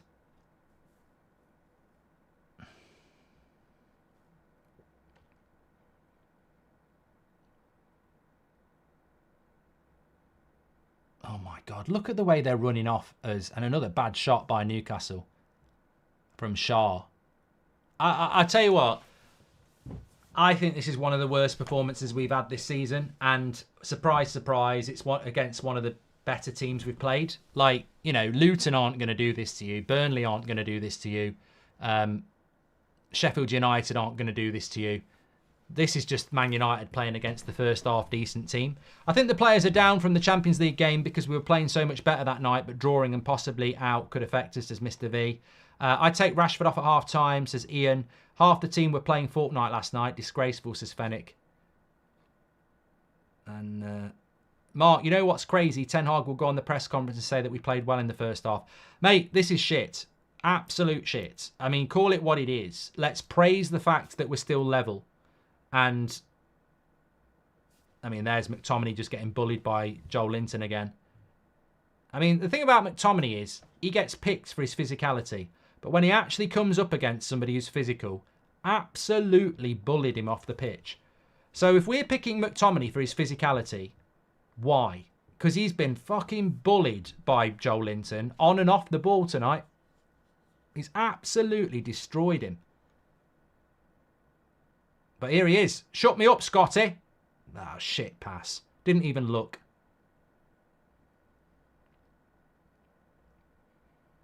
Go again. Go on. Rashford. Whoever said we're parking the buses implying we are deploying tactics. This is dreadful, says Nick P. That's half time. And the only thing I would say, I don't want to applaud it. It's a miracle. It's a Christmas miracle here. I think Santa's going to come out in a minute and say, ho, ho, ho, I've gifted you a clean sheet for Christmas. Because I don't know how we've managed to keep a clean sheet there. That is shambolic. Shambolic. Absolutely rubbish from Manchester United. And miraculous that it's 0-0. If I was Eddie Howe, I mean, I'd be on the verge of praising them, but actually saying, bloody hell, we should have scored. Our star player is bang average. The whole squad is massively overrated, and our manager seems lost, says Brad. Did he say lost? Yes. I would get rid of the whole squad, starting with Rashford, says Brad. Well, look, let's have a quick look at the stats at half-time here. Remember, you can download OneFootball for free. Links in the description, or you can scan the QR code in the top right-hand corner. I give you the player, the team stats, but they've got the player stats free on their app and all the latest breaking news. Links in the description, or scan the QR code. 60% possession to Newcastle against 40% for Manchester United. That's not bad, but in a top 4 race, it's pretty embarrassing after 45 minutes. Their pass accuracy is 84% and ours is 73%. That is a disgrace. That is an absolute disgrace. When we don't have the ball. We don't have the ball. We have hardly any possession. So when we've got the ball, we need to look after the ball. And we're not looking after the ball. We've had 2 shots, 1 on target. I don't remember what the second shot was. I know the first one was Garnacho. They've had 14 shots, only 2 on target. And that's why it's 0-0. Because they've had about 8 shots in our box in the first half. In the box, 8 shots. They've just not been very accurate. 4 corners to 0. They've been absolutely dominant. If you're tuning in at half-time thinking, oh, I didn't realise this was on, absolutely shite. United is sponsored by Mike and the Mechanics. All they need is a miracle. Got to give Harry his props. He's made some really key blocks, says Noah Reb. McTominay and Rashford just passages, says Noah. I agree. I completely agree. I think Shaw and Maguire have done all right. Tired of the call-outs of single players. Our team is lacking in physicality and knowledge to control a game and make teams play on their heels, says Floyd. Also, I'm surprised, but no one mentioned that United had to make a 3-hour bus travel up north. Did that impact on the players' fitness? Says, hey, I hope you've been sarcastic. Centre-backs are our best players by far here. Scott ghosting and bunny hopping everywhere. Rashi stinking the place out. Changes need to be made, says Geordie. I think Maguire's been man of the match so far. Rashford and McTominay off, please, says Sheikh. And the first half was bad. Please put on our best players and try to win the match, says Mohammed. Mark, which subs would you make? I'm going to talk about that, Andrew Brooks. Thanks for being a member. If you want to be a member, you can click the join button. And Mario says, I can't believe McFloppermany is still on the pitch. How badly must he play to finally be benched? This has been our worst performance in years. Well, I want to talk about the changes I'd make at half-time. Ten Hag picking physicality, but Amrabat sits, says Jack. And Rashford lacks so much intelligence on the ball, defence, and needs to step forward and tackle to prevent these shots, says Bell. McTominay has 0 presence, says Daniel, and always seems to be out of position. We've looked good when we've been able to get Mainu and Bruno on the ball, says Lee. Ten Hag in, however, have been poor for too long. He's picking players on their name and not performance. I'm getting tired of it, says Aldo. I think some interesting points in there. I want to talk about what changes they'd make at half-time, because I think, you know, we have to make changes at half-time. But the interesting thing is, I think Shaw and Maguire and Onana have played well. But here's an interesting twist on that. They've had 7 shots in the box. If they'd taken those chances, we'd probably be 3-0 down. Would you still be saying Shaw and Maguire have played well? I don't think they've played... I think they're playing well because it's still 0-0. I think if Newcastle took their chances, we'd be saying the defence has been shit. And it's the same as Everton. We're giving these defenders their props because the opposition don't take their chances. We're not defending well, is what I'm saying. It's a myth. We're giving up loads of chances. So let's not pretend that our defence is playing well. We're giving up a lot of chances. This is a game plan the manager wants after an intense Premier League Champions League game. It's risky, but I understand it. I'll be surprised if Newcastle have the same intensity in the second half, says Jevon. How many players did Howe buy? He's worked with what he had and look at the results. Good coach and manager. Well, I think he has bought players, Jazz, to be fair. I'm not doing a Donald Trump impression, Chronic. And the way to say Fabian Shah equals Fabian Cher, the female singer. You are doing a great job, Mark, says Havard. Also, we're giving up a lot of chances in this game, of course. In relation to the changes I would make, but first of all, the team that he picked. He clearly made a mistake picking Rashford over Anthony. We were 50-50 on this, whether you'd go for Rashford or Anthony. He made a mistake. Anthony would put a defensive shift in. He's used to doing that. Rashford hasn't. We'd have been better off picking Anthony in hindsight. The McTominay selection, I just don't understand it. I don't know what he sees in Scott McTominay. I don't think McTominay does anything. If he scores a goal, great. But we're Manchester United. You can't just be a goal scorer from the midfield. You've got to be a tackler, a passer, a presence. You're right, he goes missing. But what the biggest thing about McTominay, and the reason I think he gets picked, is because of his physicality. And yet he's been absolutely bullied by Joel Linton. So if we're picking a guy who's not very good at football for physicality and then he gets bullied by a player that's better than him at football as well, he just looks completely and utterly useless. So that's not worked at all. Martial, Garnacho have been passengers as well. They're not in the game. I don't think our fullbacks have played very well. I think Wan-Bissaka's having a bad game. Partly not through any fault of his own. I mean, Gordon is occupying a lot of Wan-Bissaka's time. And then Livramento is getting the freedom of the left-hand side. Trippier, not so much. Garnacho's doing a little bit of a better job, but our fullbacks are getting exploited. Almiron, I think, has had Delo on toast. I really do. Almiron could have had 2 goals. I think Almiron, bad finishing, but has absolutely dominated Delo. I think he's absolutely dominated him. Isaac's been kept relatively quiet, but still could have had 2 goals. So I look back on that game and I'm absolutely stunned that it's 0-0. And that has to be the positive, because how many of you are like me thinking, I won't be surprised if we get a draw or we win this. I still think the first goal is massive. And if they'd scored their first goal, I think we'd be 2 or 3-0 down. I mean, Trippier's hit the fucking bar. This is not, I don't think anyone can sit there at 0-0 and go, come on, Mark, stop moaning, you're all being too negative. We are so lucky to be 0-0. Anybody can say that. That is a terribly bad half. But you've got to take the positives and say, we've got to 0-0. He's got a second chance to make changes. He's got a second chance to reorganise and tactically change it. I can't remember the game. I think it was Man City Spurs at Spurs a few years ago. And it was like this. It was 0-0 at half. Oh no, it was Spurs somebody. It was Spurs somebody. And at half time, Spurs had been good in the first half. I think it was Spurs Chelsea actually. Yeah, I think it was Spurs Chelsea, but it was 0-0 at half time, and one team had dominated but not scored. And then the team that had been dominated in the second half did a tactical switch and won the game 3-0. So, look, this is an opportunity for Ten Hag now. You know how Newcastle are playing. Tactically make the changes. And when I say tactically, you've got to change personnel. Rasmus comes on for Martial because he's just more lively. Anthony comes on for Rashford because you need someone to deal with Livramento. And Amrabat for McTominay. I'd be brave. I'd make those 3 changes. It is a Christmas miracle. We should be 2-0 down and we'd be out of the game. So it's not 2-0, it's 0-0. If I was Ten Hag, I'd take a moment. I'd take a moment with myself and just think, and I'd go, right, this game should be lost. This is a second chance. I could win this game. Right, I'm going to be brave. Anthony for Rashford, Rasmus for Martial, Amrabat for McTominay. 3 changes. That's 30% of my team changed. Tactical switch. Let's go for it. And I would do that at half time. But he might think he can get something out of the players that he's got.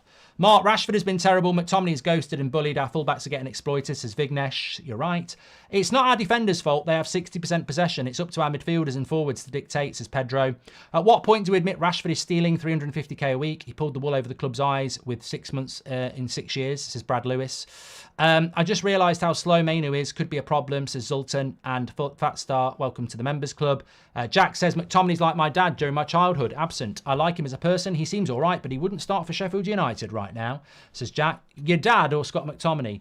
Amrabat on for McTominay, Anthony for Rashford, Hoyland for Martial. So sick of McTominay in the midfield. He offers nothing to our team, says Jamie.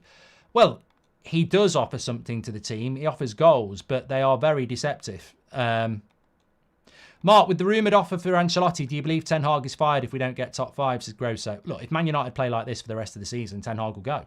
Maguire's quality is telling today. He feels at home in a team playing like relegation fodder, says Bernard. And Jenas actually called out Rashford for his abysmal lack of effort getting back to defend. Fair play, he's improving. Graham, thank you very much and welcome to the members club there. There was a great comment in here that got me thinking. Mainu. Look, Mainu's not playing well. But Casemiro didn't play well at the start of the season. Do you want to know why Mainu's not playing well? I'm going to tell you why he's not playing well. He's an 18-year-old kid playing against a very good midfield, completely and utterly alone. Alone. And he's getting absolutely swamped. It's the same thing I saw happen to Casemiro at the start of the season, and nobody would acknowledge it. You cannot play as a holding midfielder on your own. And he is absolutely exploited. McTominay, I don't know where he's going. He's all over the place. He's changing position more times than a porn star with a bad back. He's all over the place. Bruno is a number 10. So Mainu gets left on his own. It's not his fault. He's not having a good game. He is getting exploited. He is getting run through. He isn't picking up the runners because you can't do it on your own. Casemiro couldn't do it on his own. So what chance has Mainu got on his own? The problem is that people went after Casemiro for it at the start of the season. And I could see it. And many of you could see it. The way Ten Hag is setting up that midfield leaves the holding midfielder on his own. You're up against Bruno Guimaraes, Joel Linton, who are physical, aggressive players and are also good at passing and moving. And then you've got this Miley guy who actually looks decent himself. They're dominating us. Martial and Rashford are the weak link. Get the feeling Newcastle players will go if we make the right subs. Well, Ian, this is not by design. If we win this game 1-0 and people say, what a Ten Hag masterclass, it can't be a masterclass. It's jam. Ten Hag can't predict that Newcastle are going to miss 4 sitters and hit the bar from a free kick. This is not a masterclass. It's just pure luck. And it could happen. Newcastle's bench is not as strong as the team they've got. We've got a bench where we can replace Rashford or Martial for Hoyland or Anthony. If one of our centre-backs gets injured, we've got Lindelof and Varane. We've got Reguilon on the bench. We've got Amrabat in the midfield. We've got a good bench. If Newcastle get tired, we've got a bench. You're right. Maybe Rashi just bruised his bottom sitting in the coach, then a comfy jet, says Omkar. It's Mark. Welcome to the Members Club. Thank you. Rasmus is not a striker. He can't score goals, says Guitar. Weird. Martial and Rashford are the weak link. That was from Ian J. White. And welcome to Members Club, Joe Maguire. Thank you very much for joining the Members Club. If you are a member, you can do that through the join button. And thanks for supporting the club. Like Ant McG, who says it's men versus boys and is a member. You can see the badge next to his name. Pratik says, hi Mark, on a lighter note, do you think Qatar would have been able to quickly impact United's performance in the current situation? No. I mean, I've got my pyjamas on. Scooby-Doo. Look at that waist as well. Like bloody Santa. It's not going to get any better this month either. I'm ready for McTominay to score. I've got me tartan jammers on. But no, I think that United are a long way away. I said this in the first half. You know, we've had a moan about what changes we'd make. We're very lucky not to be losing that game. But let's just talk about the tactics for a moment. Tactically, that's shite, isn't it? Like, I loved watching. You know what? Even though it was against us, did anyone feels like this? Mark, please go to a press conference and ask what has to be asked, says Rems. They won't let me in. Can you give our shout out to my dad, Adrian, says Keen. Shout out to your dad, Adrian. Hope you're doing well. Look, I hate to say this, but I was watching Newcastle and I was impressed against us. I wouldn't say I was enjoying it. I definitely wasn't enjoying it, but I was impressed about their passing angles, the way they play out from the back, the way they carry the ball if the space is there, they whack it in at pace to somebody who just cushions it and they run onto it. Really like the way they play football, Newcastle. Really like the way they play football. And then you've got United, who just misplaced passes, get knocked off the ball, no system. Whatever happens in this game, we are going to get battered by somebody very soon. It's inevitable. It's absolutely inevitable. We're going to get battered. Everton could have beat us last week. Newcastle should be beating us here. We are going to get battered at some point. You can just see it. Rasmus is warming up. Ellie, welcome to the members club.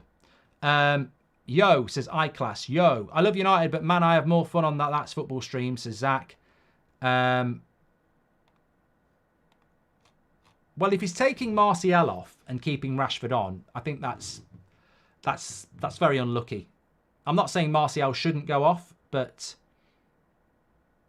it is very unlucky because Martial wasn't the worst player on the pitch. Well, Rashford's coming back out. Martial is coming back out as well. I mean, he should have made subs at half-time. Games like this when we need more steel than silk in the midfield, but United don't either.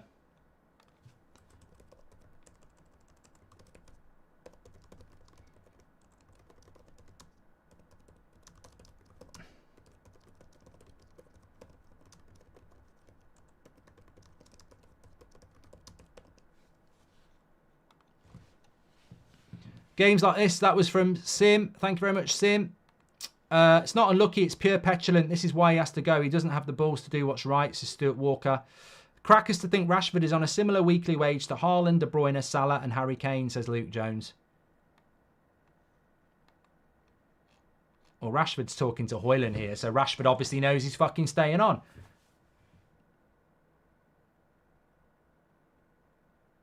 It's mad, isn't it? Yeah, just there's players in that team like McTominay and Rashford who stay on the team for a moment for a goal. It's never going to be enough at this level, Eric. This is not Ajax in the Eredivisie. It's never going to be enough at this level. You can't just have players on the team who are going to score a goal. They've got to defend. They've got to be part of the build-up play. They've got to be part of the system. Look at De Bruyne. Look at Haaland. Look at Salah. Look at Saka. They're goal scorers, but they're massively part of the... You know, you watch someone like Saka and Salah on the right wing. They're not just creators and goal scorers. They're absolutely part of the system, the build-up, the teamwork. We're just carrying players. Why are we not dominating the midfield? Why don't we have holding midfielders, says Robert. Well, let's see if we see a different Man United in the second half. Because I still think if we score first, if we did score first, then look at the way Joel Linton's just left McTominay there. It's an embarrassment. It's an embarrassment how bad he makes him look.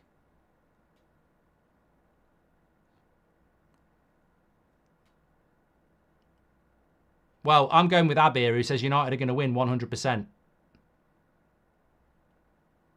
But it started off the same with Newcastle again. Look, I think Newcastle are just going to go because they know they need that first goal.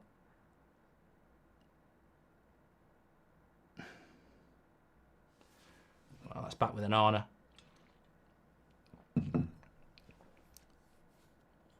Thanks everyone who's watching, by the way. Please do subscribe, bottom right hand corner. Remember, we've got the match reaction afterwards. Player ratings.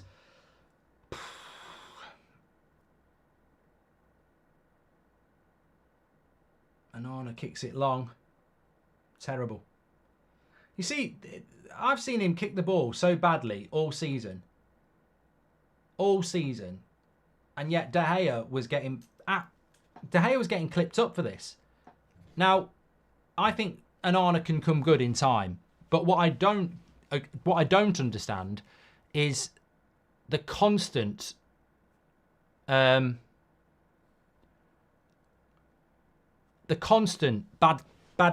kicks. You know, he's a ball-playing goalkeeper and he can't kick the ball. Did you see what happened between Ten Hag and Martial, says Mashari? No. Well done, Luke Shaw there.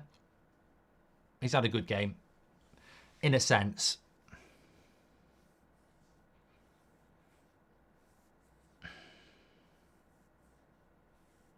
Does Mark play FPL? I've got fucking Harry Maguire in my FPL.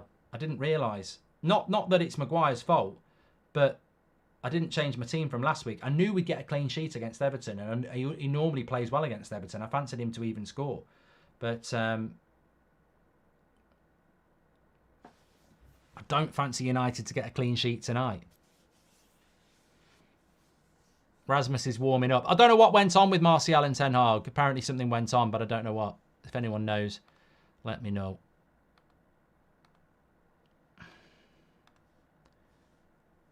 Thanks for all the super chats and all the members chats, by the way. I'm trying to keep up with them. I think we're more or less caught up. Another corner to Newcastle here. I can't have another 45 minutes of this.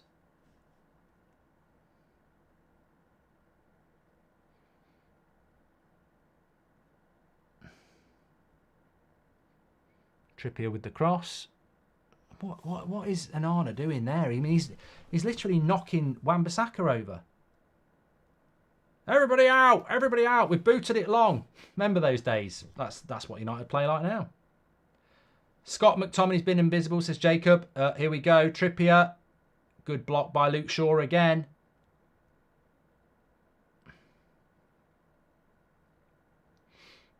So tidy on the ball, Newcastle. Well done, Luke Shaw. Right, now. No, you see, look at that. Quickly in on Garnacho, Trippier.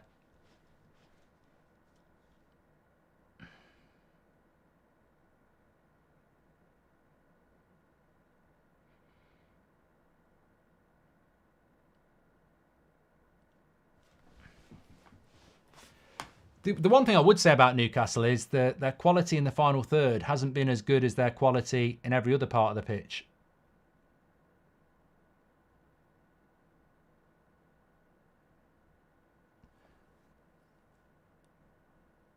Share fouling Bruno there, who wants a yellow card. I just calm down, Bruno. You know, it's not the sort of game. Let's sort ourselves out before we start demanding yellow cards on a team that we're not even attacking. Should have been a yellow. He's right, but he's not giving it. We need to focus on ourselves. Good play. I think Bruno's done well. I think Bruno's had a good game. I agree with Josh. I think Bruno has had a good game. That pass to Garnacho in the first half, the interception to stop Gordon going through. He's living off scraps. Get Rashford off, says Will.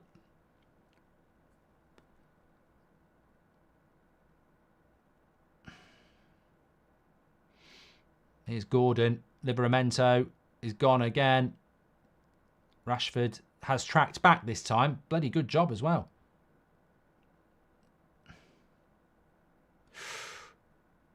Look at the way they win the ball back on the edge of the box, though. We've got to be stronger there.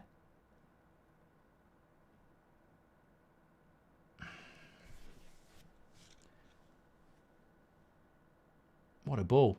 If Trippier keeps it in, and he did. Oh, he's gone past Garnacho. Edge of the box. Bruno, time now then. Let's have a look. Here we go. Into Martial. Where's he going to go? Oh, they've got everyone back now. We've got to break quicker than that when we get these opportunities, because we haven't had enough of these opportunities.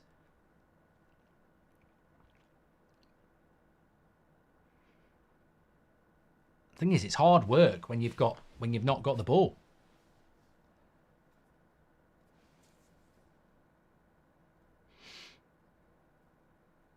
I tell you what, somebody just said in the chat, we need to double up on Joel Linton. Charles Werman has just said it, one of our members. We need to double up on Joel Linton. Massively, probably man of the match, him or Livramento. Like, I mean, they've had a lot of good performances, but he's been very. I mean, the improvement in him has been incredible. If you'd have said to me, "Do you want to buy Joel Linton?" I'd say you're having a laugh, but I'd take him in a heartbeat now.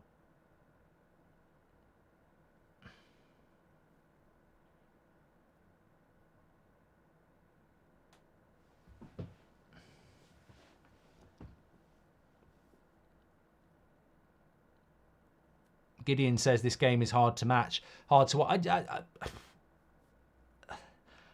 I'm sure we have got some neutrals watching who don't support United. I mean, I'd love to know your thoughts, because I mean, well, it's probably the same as us as United fans. How are we not winning this? How are we not losing this game?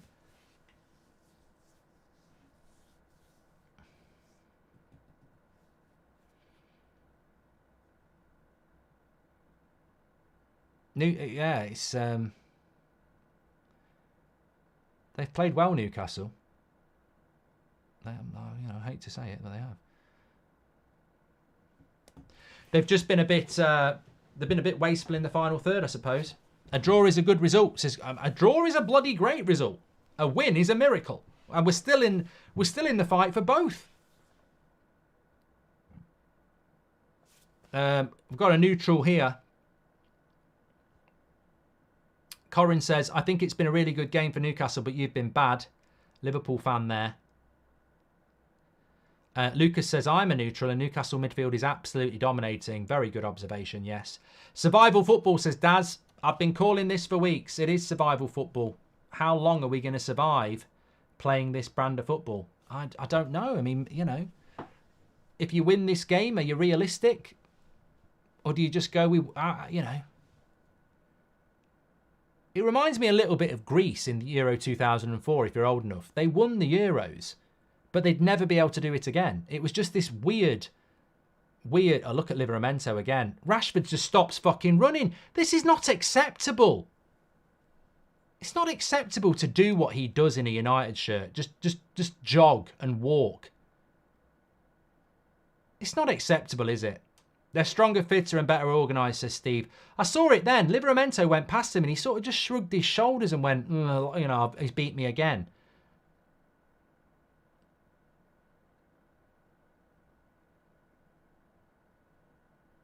Oh, Joel Linton should have passed to Bruno Gomes then, but he's twisting McTominay like it's the bloody 60s.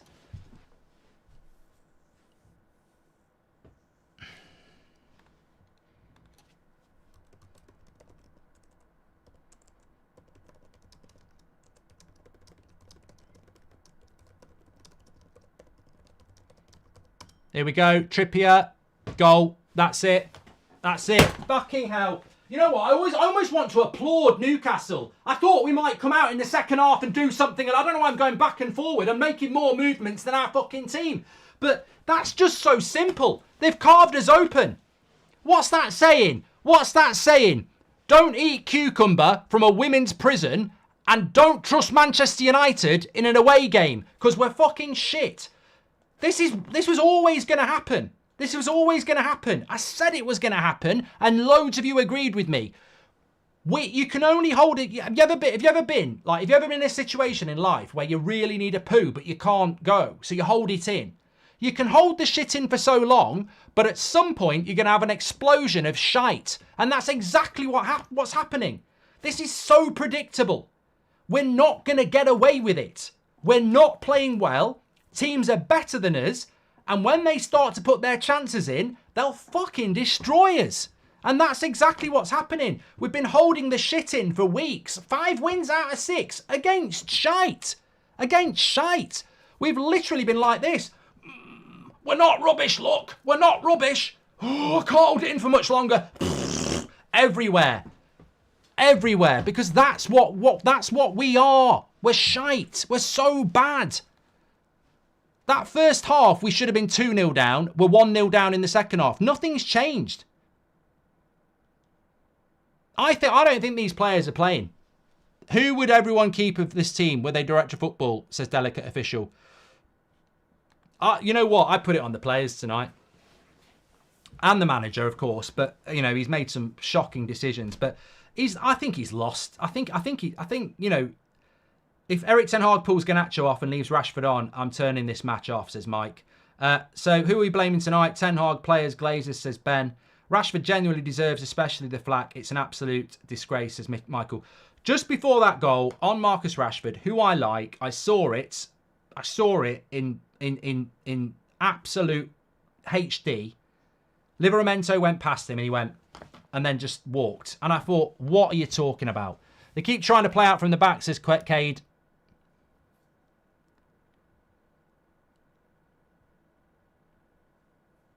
Desperate. Absolute desperate.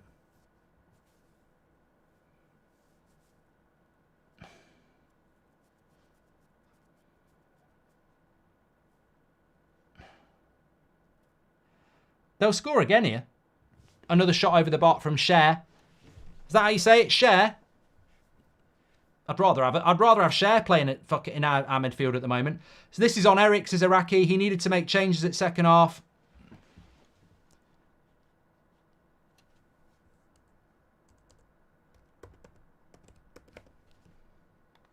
Must be the bus drive.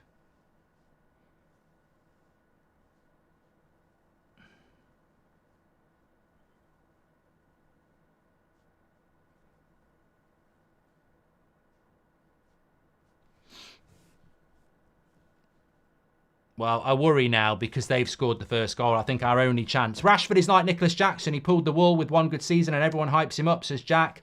I'm sorry, but I don't see anything from Ten Hag anymore that shows he's a good manager. Since he's been here, it's been boring football and tactics, says Dagenham. G'day, Mark. I see I came in at the wrong time, says Ghost Hunter. Time to go for Ten Hag if you're leaving jokers on who don't even want to run. You know what? I can't argue with some of these points, and everybody knows I like Ten Hag, but I can't argue with some of these points. I said it when the team came out, and I said it in the preview. We're playing Newcastle. You can't pick players that grind out results against Luton and Fulham. You're playing Newcastle. Like, Newcastle beat good teams. Newcastle beat PSG here. You can't go... I mean, what's that from Onana? He can't even fucking kick the ball. What have we bought here? It's just a fucking shambles. They are killing it. This is it. Heads drop.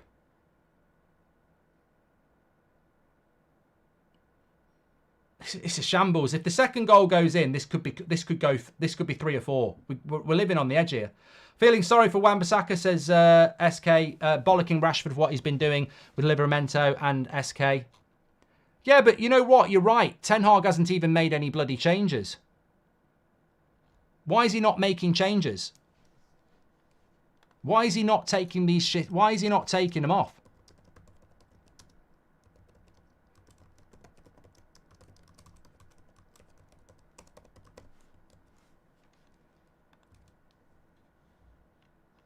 If he takes Garnacho off for Anthony and puts Rashford on the left, I'd rather have pineapple on my pizza, says Dazza. Pineapple on pizza is actually really nice. So Anthony's coming on here. Højlund's coming on. So Martial will go off. We know that. But if he takes off Garnacho to keep Rashford on, we are... What are we? I don't think there's a manager. I don't think there's a top manager in world football on tonight's performance would keep Marcus Rashford on. Now, is he going to do it? Martial comes off for Højlund. Graveyard shift for Martial. Let's be honest, you can't do anything if you're not getting the ball. So let's see what happens there. I've stuck by Erik ten Hag, but it's gone. Can't make a sub till the 60th minute, says Bobby. Players are down in tool again, says Charles. Why are they not giving Bayinda a chance, says Jacob. Why is Erik ten Hag afraid to be bold? It's clear that the board is backing him, says Neil. And Bowell playing goalkeeper can't play the ball. Rashford ambling about. Martial letting Shah walk through. This is awful to watch, says Jake. Well, no, he has took Rashford off. He has took Rashford off. And that's what I mean. You know, at least that's You know, I like Rashford, but if you didn't take him off in this game, and what, you know, Rashford didn't play midweek.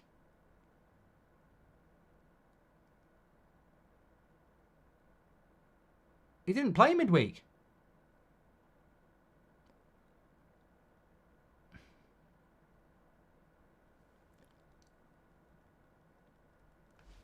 I love Erik ten Hag only because I like United, but only for so long, says Atishay.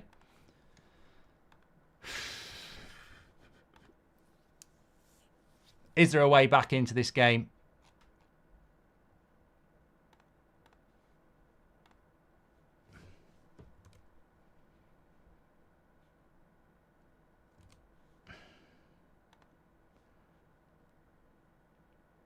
Maguire wins a header, but I mean, look, I've always said Harry Maguire's world class at winning headers in the box. He just can't direct it. You know. Finally, Lord Rashford got subbed by Erik ten Hag, says Kate. And Rashford out of form, it happens, but the bare minimum when you're playing is run your arse off, says Jack. He's going to get, look, I like Rashford, but I'm never going to not be consistent. I've criticised Bruno, I've criticised Shaw, I've criticised Martial. They're all players that I like. I've criticised Casemiro, I've criticised Varane the other week. If you start playing agenda football, then, you know, there's no point in supporting a club. You're right, there are minimum standards. And Livramento has absolutely murdered Rashford. I think McTominay's very lucky to be on the pitch. I personally don't think there's much of a difference between Rashford's performance and McTominay's. I think Joel Linton has been amazing for them, and that's McTominay's man. It's not 60 minutes yet for Ten Hag to make changes. Laptop manager, says Wackass. I'll take my chances with women's prison cucumber, not so much, says Nick P. Yeah, apologies about that. I don't know where it came from. I don't really need to apologise because you've got to add the bits together, haven't you? I wasn't blatant about it. Ten Hag's ruthlessness off the pitch is impacting the players on the pitch. They don't trust him, says Chris. Well, maybe Newcastle's intensity will slow down a little bit now. Because they're a good defensive side. They don't concede many goals, Newcastle. 80 million Maguire, 73 million Sancho, 50 million Onana. It's a joke, says Jay. Look, in relation to Onana, there was a lot of talk about whether Onana should be starting tonight. His distribution tonight has been worse or as bad as anything we ever saw from De Gea. I don't know why that is. I've always defended Onana for that. But his distribution tonight is fucking abysmal. Like, kicking it out. I just don't get it. Varane should come on for Wan-Bissaka. He looks shaky, says Raj. Anfield's going to be a fucking nightmare. I've been calling this for a month. Good play by Rasmus into Garnacho. Bad pass.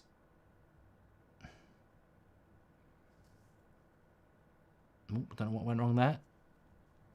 Do these Premier League teams have film sessions as a team? I haven't played soccer football, so I don't know. But film sessions are huge in American sports to improve. So I'm just wondering. Oh, yeah, Uncle Drew, they do. Analyse the game. You sit in a room in a cinema and analyse a game. Oh, Bruno did kick Gordon a bit there. Mark, I like Mainu, but he's not ready for a game like this. McTominay, Rashford, Martial have had many chances and proved they're not up to the level, says Pedro. I'd go ballistic at Rashford for such a no-show. I can't call it a performance, says Delicate Official. Do you think by leaving Rashford and McTominay on, Ten Hag is making a point about Jim's British transfer policy? Joshua, he'll lose his fucking job. All this make a point stuff. Trust me, look, I've been a manager. I've been a coach. Some of it for charity, some of it for proper. I take it seriously. And I've never been in a position where I'm getting dominated and thought, you know what, I'm going to prove a point and keep them on. You're always trying to find your way back into a game because that's what competitive people do. Scott's been even more invisible than usual, hiding inside Joel Linton's pocket. It's a disgrace, says Armin. And Anfield 5 or more goals, we're going to be destroyed, says Ghost Hunter. Well, one thing I would say about Newcastle is they've been a bit wasteful. They've been brilliant. They've been brilliant. They almost had to pass the ball into the goal because they've been missing so many chances. Newcastle have been brilliant tonight, but in the final third, they've probably let us off because 1-0 really could have been 3 or 4. We shouldn't even have a chance to get back into this game.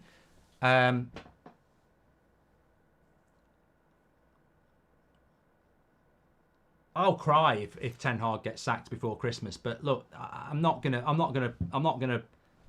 Football's weird. We could end up getting a draw. We could end up winning this game. But Bruno stayed down here. I'd kick the ball out, Trippier. Kick it out. Kick it out. This could be. Let's have a look. Could be a red. Could be a red. Could be a red. Let's be honest, Erik Ten Hag is not good at big transfers. Only Martinez worked so far, and the best transfer he made is the one he didn't want, says Space. I think we should hire Harry Rowley as a coach. He's done wonders at Arsenal, says George. And I think Erik Ten Hag has lost the dressing room. Even his favourites aren't bothering anymore. Looks like it's getting close to the end for me, says Club 1878. Bruno's going mad. We're absolutely shite, like quite possibly the worst team I've ever seen play.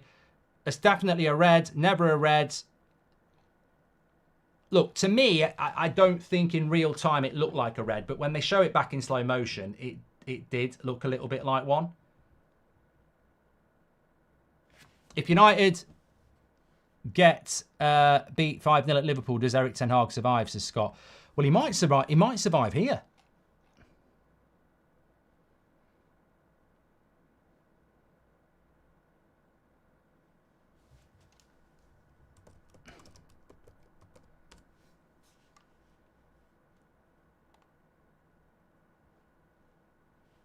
Matthew McFadden says, get Rashford off. I've seen enough, says Matthew, which was a few minutes ago, to be fair. One of Eric's biggest errors was saying we can't play like Ajax. We can all understand what he meant, but it was an admittance of defeat, says Seven. I never want to see Rashford play again. He should have never been forgiven for the Oli Rangnick season. It's an absolute disgrace, says Jack. Look, I can't... Can anyone explain? Look, I know we're shit, but you can clip this. United are shit and we deserve to lose this game. But can anybody explain to me why that's not a red card review? His ankle's bloody bleeding and he stamped on it. I mean, it's unbelievable.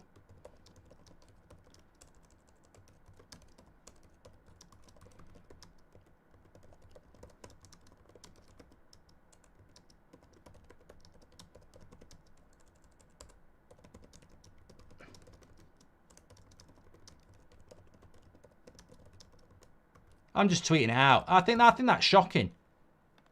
We don't deserve it. We don't deserve it, but that doesn't mean that it shouldn't happen. Like, that is basically... It's reckless. It is reckless. He literally stamps on his ankle. It's no difference. I don't really... We've been shit. Newcastle deserve to win. This is not about... In any game, I think that's a red card review. Whether you're winning 3-0, 3-3, World Cup final, FA Cup first round, if you've got VAR, that should have been a review. I don't get why it's not a review. If Casemiro did that, he'd be gone. We don't deserve to get back into the game because of that. We've been absolutely terrible. But I think it should at least have been a review. Whatever. Did you lip read Rashford then, says Glenn? Nope.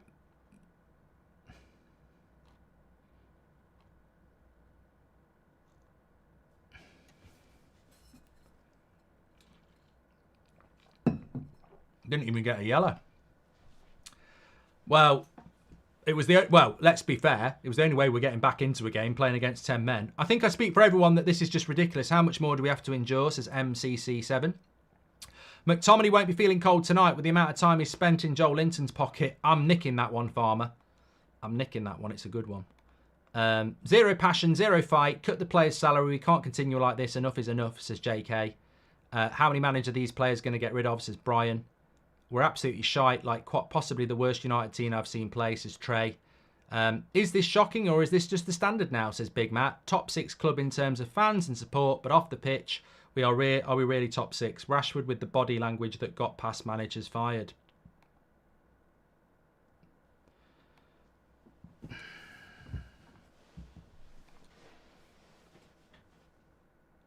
Matthew says he worries it could be another 7-0 against Liverpool. Matthew Sinnott, thank you very much for your super chat, pal. Corner cross coming in for Newcastle here. I mean, the fact that we've had one shot all game. That was Garnacho's chance in the first half. Had one shot on target in the whole game. I don't remember going up their end. Here we go. There's a lovely ball into Rasmus. Oh, it's behind him, though. Behind him. The ball's behind him from Anthony.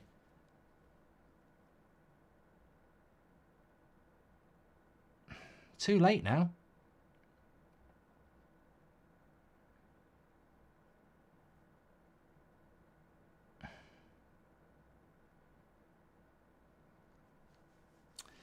See, if he puts that ball in front of Rasmus to sprint onto, he probably gets a shot at goal. Why is Amrabat not on for McTominay, says AK? Mate, it amazes me. I'm going to have to tweet this. It amazes me that McTominay's still on the pitch.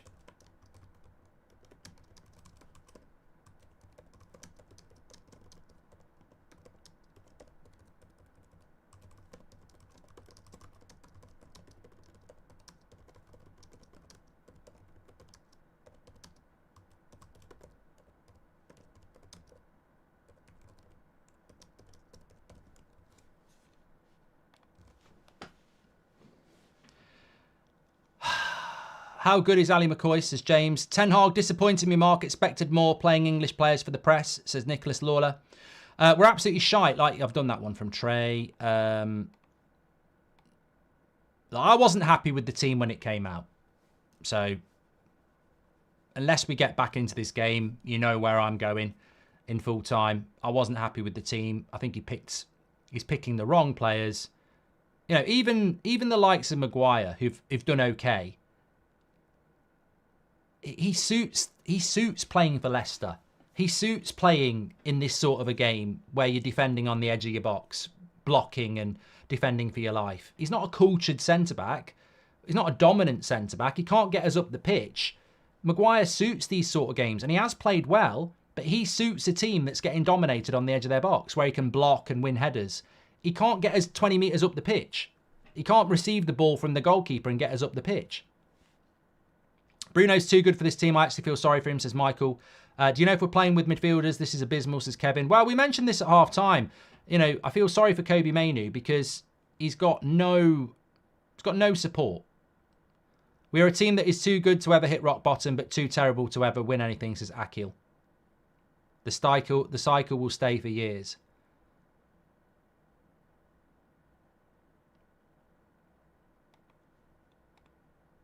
Eric Ten Hag needs to change the midfield. Just put Donny and Amrabat on. We need to try and do something new, says Harry.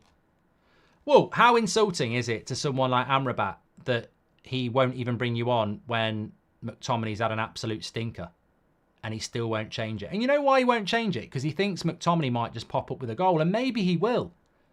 But it's survival football. We can't do that.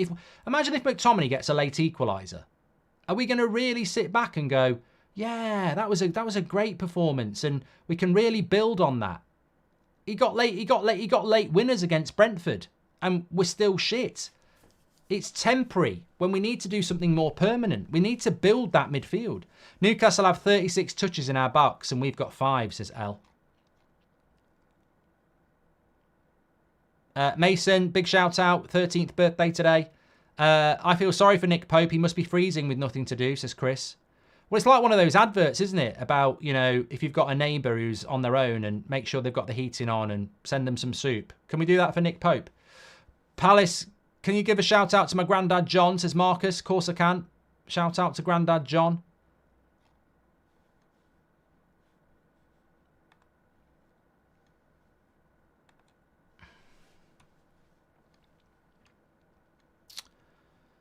Okay, now.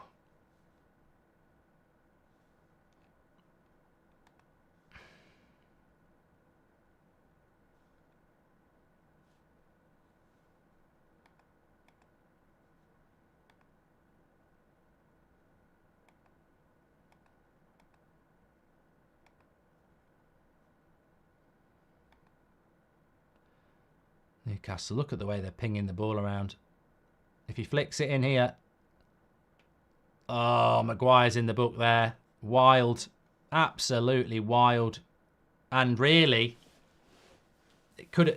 I know what Newcastle are on about. Maybe a red. It won't be a red, but they'd probably score here if Maguire doesn't make the tackle. He's got to do it. He's not quick enough to do anything else, but he's got to do it. He's got to make that tackle because Gordon's away and they're probably going to score. And also, I think Livramento was ahead of him, wasn't he? Yeah, no, it wasn't Livramento. I think somebody'd gone ahead of him. I mean, at the end, I thought Maguire got a bit of the ball, to be fair.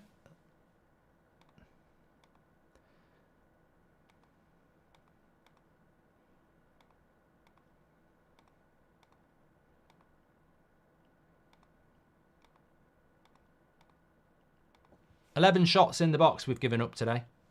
Amrabat's going to come on now. I don't think it'll be for who you think it's going to be. I think it'll be for Mainu. Mark, if you ever need an agent to get you a fantastic contract, get McTominay's. That man's agent must get him a deal where he needs to play all the time, says Matthew. Here's Joel Linton down the left-hand side. Luke Shaw should deal with him, although he's gone past him. And a block by Wan-Bissaka. I think they're going to go for a penalty. Eric Ten Hag can't keep players on in. I hope they'll do something. He needs to try and win the game by being proactive, says Clayton. I don't know. Can't see it. No, that's not a penalty. It's hit his knee first. Carrie, thank you very much. Welcome. Thank you very much for your super chat. This game is wanting me to become a hardcore stoner again, says Jack. Don't do it. Rudolph the Red says, I've got COVID and this rubbish isn't helping. It's never a penalty. It wasn't a penalty. Didn't look like a penalty, but Newcastle appealed as if it was a penalty. So, you know, you worry a little bit, but we stay in the game just about.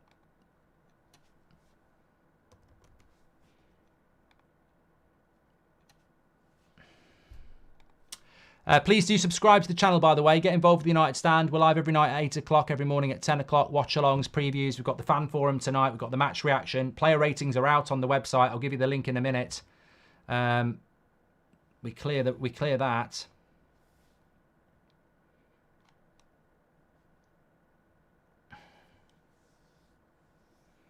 Reguilon's going to come on, and also Amrabat is going to come on. Wan-Bissaka comes off, so Delo will go to right back, I think. And Mainu.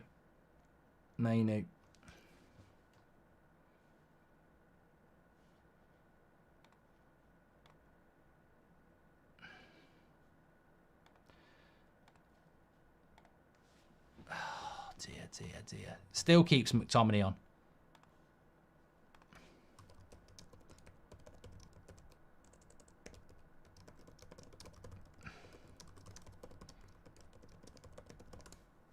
I'm going to drop the link for the player ratings in the video description. I mean, look, at 1-0, you just hope that when we've just not had a chance, and Newcastle have had so many. Since October 2021, United have not won away to a top 8 side. It's nearly 2024, says Jack. Mate, we're shite away from home.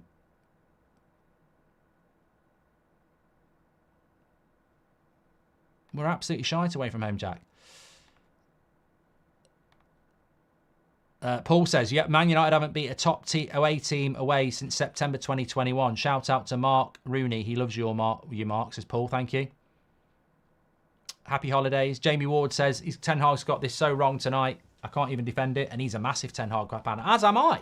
Happy holidays, everyone. Win, lose or draw, United through and through. Yeah, well, that's not going to change, is it, Eric? You know, we moan because we care. That's the whole point of supporting a team. Some people get it confused. Links in the video description for the player ratings. We've still got 10 minutes to go here. But if you want to get in early, you can do. I suppose there's some players that you can get on. UnitedStand.com. Links in the video description as well. These players have all the guts of a skeleton. Just nothing, no pride, says Brian. And Mark, as much as I hate it, past the 80th minute is where you'd probably want McTominay in the team, says Mario. And are these United players having any practice sessions at all, says Titus. Look, we've got a corner here. The incredible thing is, we could get the most undeserved point in the world.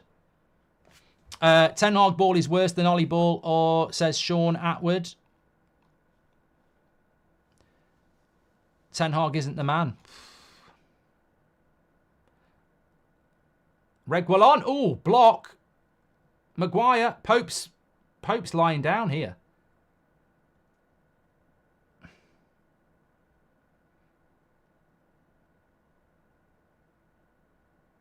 I don't know whether he's injured.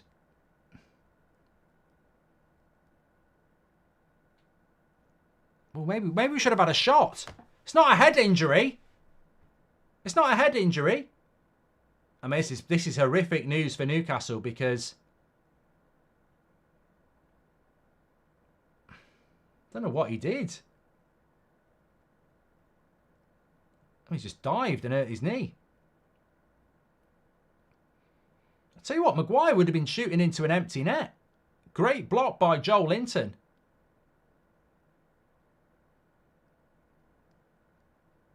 Well, that's all about gamesmanship, isn't it? I think the referee had blown the whistle. You know, it's his shoulder. He's hurt his... No, I think he's hurt his knee. No, he has. He's hurt his shoulder. It is his shoulder, sorry. It's his arm, sorry. Sportsmanship, isn't it? You can't argue against it. It's the world we live in. It's political correctness gone mad. But... that's not a head injury. That's a shoulder injury. Play on.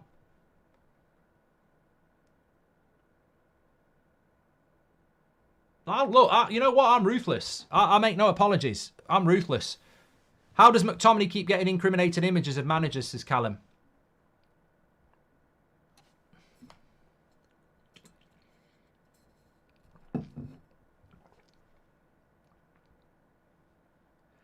Well, Dubravka comes on, who was on loan at Manchester United last season. We're gonna lay siege to Newcastle's goal now for 20 minutes. Like an antelope lays siege to a lion's den. Think about it.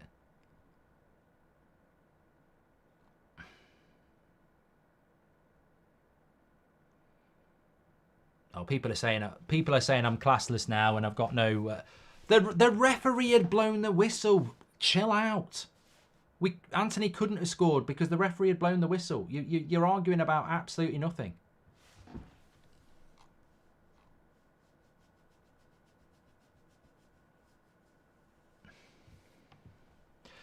To be fair to Pope, it was his first dive of the game. He's probably got injured from being so cold.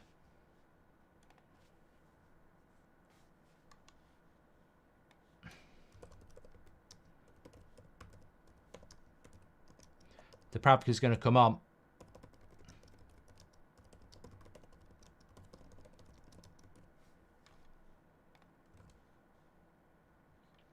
Inspiring reaction from the players after midweek, says Ryan Duffy. They attacked when he was down. We get the ball back and the ref blows the whistle. It isn't a head injury, says Mank in Chicago. We created so little chances that Pope cooled down and hurt himself. Long-term tactics, says Joskin. Cuz said antelope, says Mike B.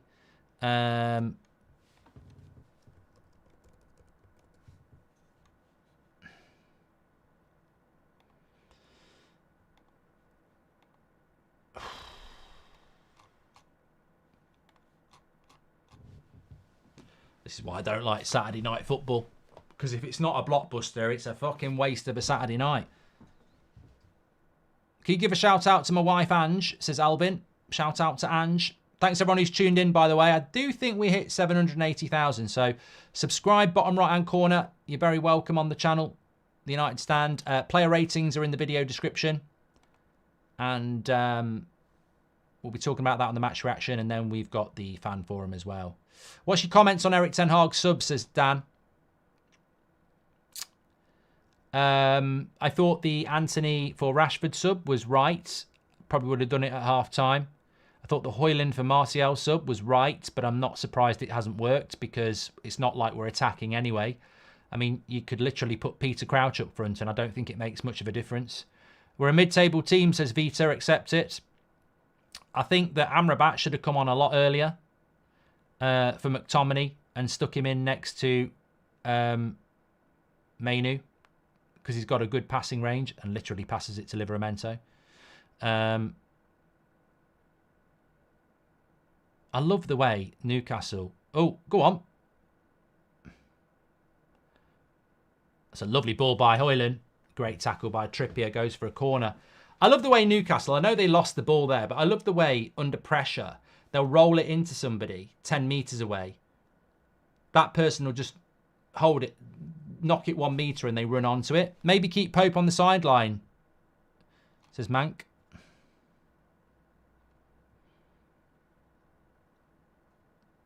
Corner. Headed away. Good block. I don't know whether... Have Newcastle made any subs? I suppose I don't know whether Newcastle have made any subs. No. That's and that's not because Eddie Howe is not a player that doesn't make subs. I just think he's very aware that it's a drop-off for them. Mark, who do you have winning? Liverpool versus Man United. Nader, I'm not stupid.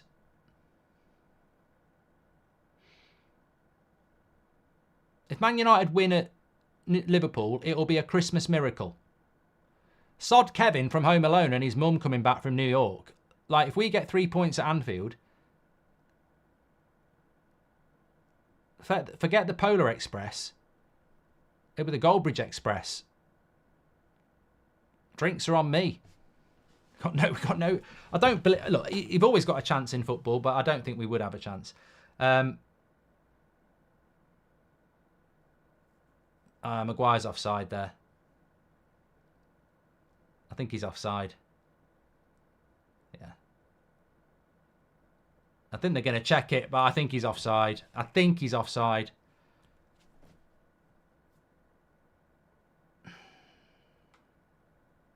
I'm just wondering if he's not offside, if he'd left. He might be offside on that one. He's definitely offside on that one. I just wonder if it hadn't have hit him, if it would have gone in. No, I think he would have saved it. Sir Jim, we are stuck, Mark, and we have been for years, and it's going to get worse. And no, Sir Jim can't save us, and it makes me sad because we had guitar.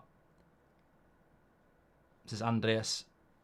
Last time I was here, Mark, you were about to break 700k. Well done on the channel. Back watching from Brazil, says the Ripper. Thanks, Brazil.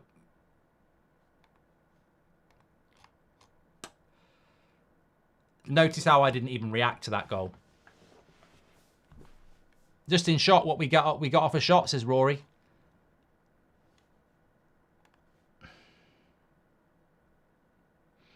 What do you think if we get a draw? If we look, mate, for me, I'm a Manchester United fan, so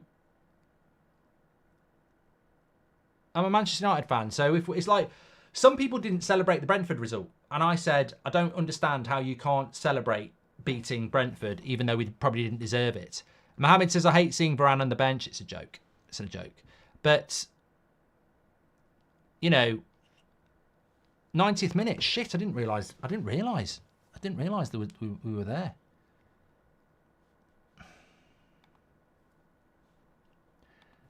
I would bloody love it if we get a draw. You know, Newcastle are not the nicest of fans to Manchester United fans. So, look, it's Newcastle deserve to win this, but it's not always about what you learn. It's not always about what you deserve in football, is it? I don't mind shithousing a win, basically, or shithousing a draw. I'm not bothered. I'll take it.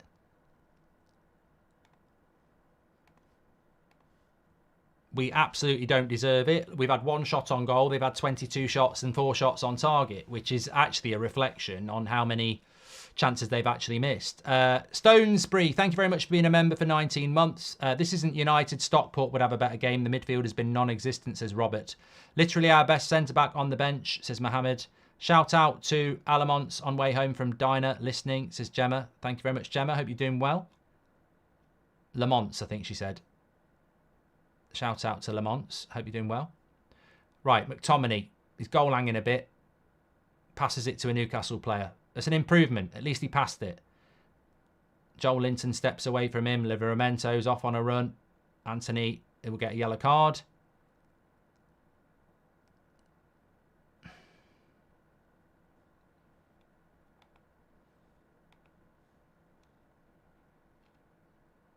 McTominay's been dreadful, hasn't he? I mean, if he pops up with a goal, he'll get picked for another month. Rashford will be the one who gets all the criticism, but I genuinely, games are won and lost in the midfield. The only positive about this game is that we're only losing 1-0.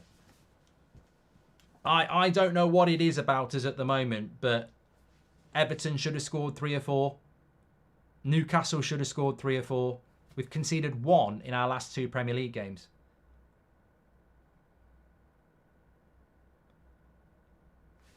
If you are Varane, what's going through your head? He must feel seriously disrespected, says Mike. I'll tell you what's going through my head if I'm Rafael Varane. Don't fucking bring me back in for Anfield. That's all I'm thinking. Don't put me back in for Anfield. Play me against fucking Bournemouth. Do not play me at Anfield because we're going to get battered anyway.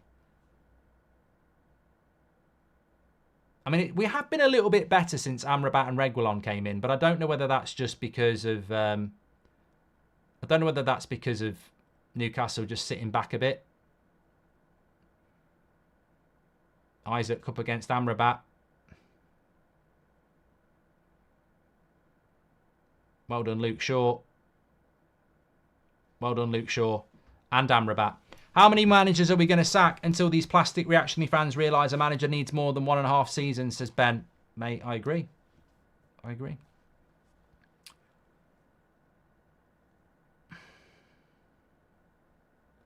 We're pushing, though, because Maguire's basically gone up front. Maguire's gone up front. And we're basically doing what we did against Brentford here. We're just going to pummel crosses into the box. Robert Hunter, welcome. Thank you very much for your super chat.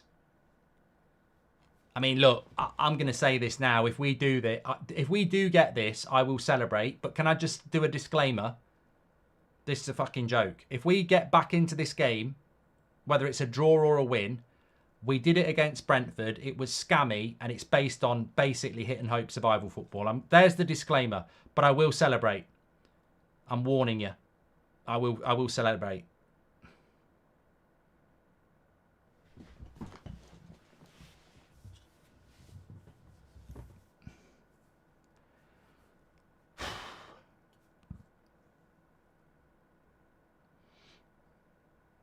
Here's Garnacho.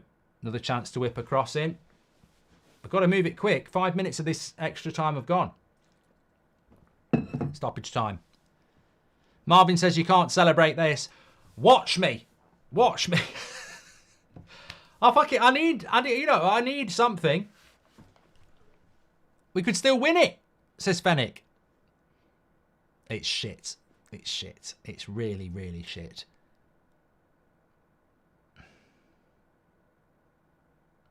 Hang about in a game where you don't deserve to be losing 1-0. You deserve to be losing 3-0.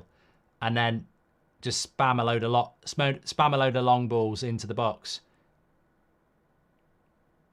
Dubravka's got hold of that.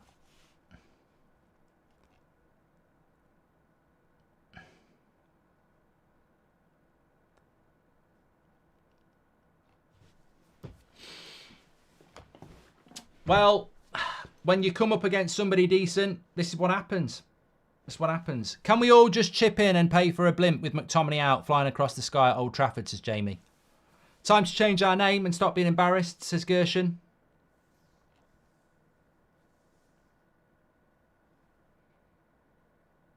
If we lose this, I'll be very, very interested on the fan forum when they tell us what Ten Hag said. Because I don't normally get the manager reactions before.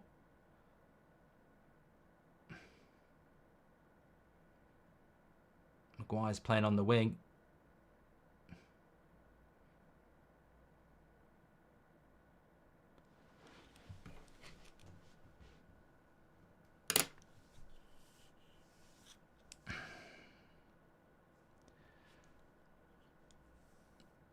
Newcastle are going to make another change. Interesting point there from Estelin King saying a 17-year-old in midfield bossing us. Look, Kobe Mainu cannot dominate the midfield as an 18-year-old when he's got nobody next to him. The difference between Mainu and Miley is that Miley has got Almiron and Bruno with him, and Mainu has got Scott McTominay next to him. Love you, Mark, but disagree with your stand on Ten Hag. His decision-making is awful and that will not improve, says Ali. Look, my match reaction at the moment, the title is Ten Hag to blame. So you're gonna get what my thoughts are. Whether we draw or lose this game, we can only draw this game by luck, and I will celebrate it and enjoy it. But we don't deserve anything from this game. 300 million spent and an 18-year-old start. It's bad, says Joshua. Who was the knobber from Arsenal who spent loads on chats? Was it Zayn or something? Says the Ripper. Yeah, he's here now and again.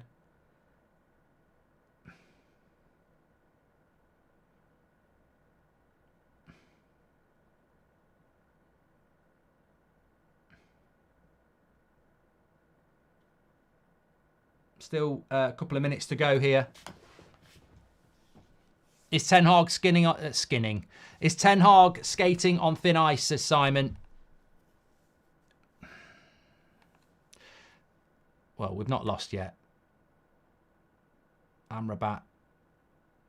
Goal kick. McTominay scores and we draw and he keeps his spot for 4 games. He doesn't and we lose, but he's dropped for 4 games. What do you choose? Alec, drop him.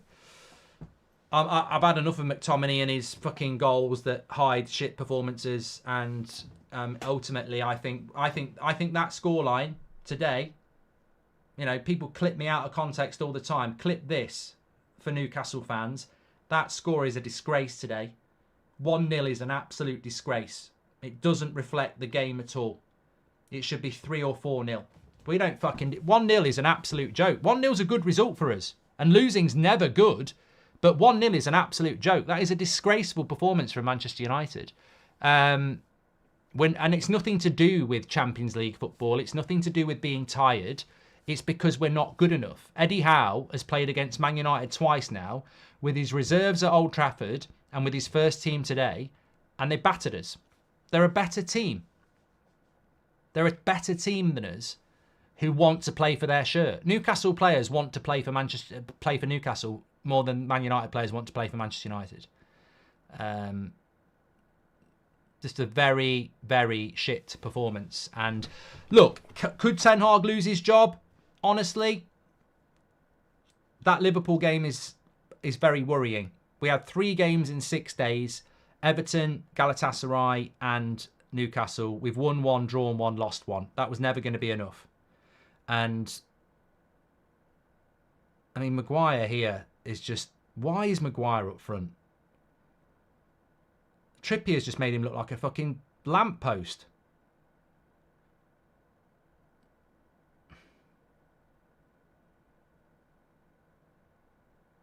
I thought he'd blown the whistle. No, he hasn't. But look, if we beat Chelsea and Bournemouth and Bayern Munich, it gives us a bit of time. But if he gets battered by Liverpool, I don't think he'll lose his job. But it's not about losing your job; it's about losing the fans, isn't it? And if you lose the fans, you're in big trouble. We're down to 7th in the league. Newcastle go up to 5th. Brighton, Chelsea tomorrow. West Ham can't go above us, so we probably should stay in 7th place. But that was the most one-sided 1-0 I've seen in a very long time, and I've got a very big list of things to talk about as to why the manager fucked that up today. And he's got to take the blame. He's got to take the blame. He looked really positive and happy at the start of the game, and I didn't really understand why. And I'm still very much not understanding why. For me, it's about results, says Juan, but progress the way we play, but I just can't see it, says Juan. I don't know what he's trying to do. The biggest problem Ten Hag has got is that a player that he sticks by can't be asked to run for him. And the players that he sticks by aren't good enough. So I don't know what he's doing. Pick your best players. Anyway, we'll talk about it in the match reaction. I'll see you over there in a moment.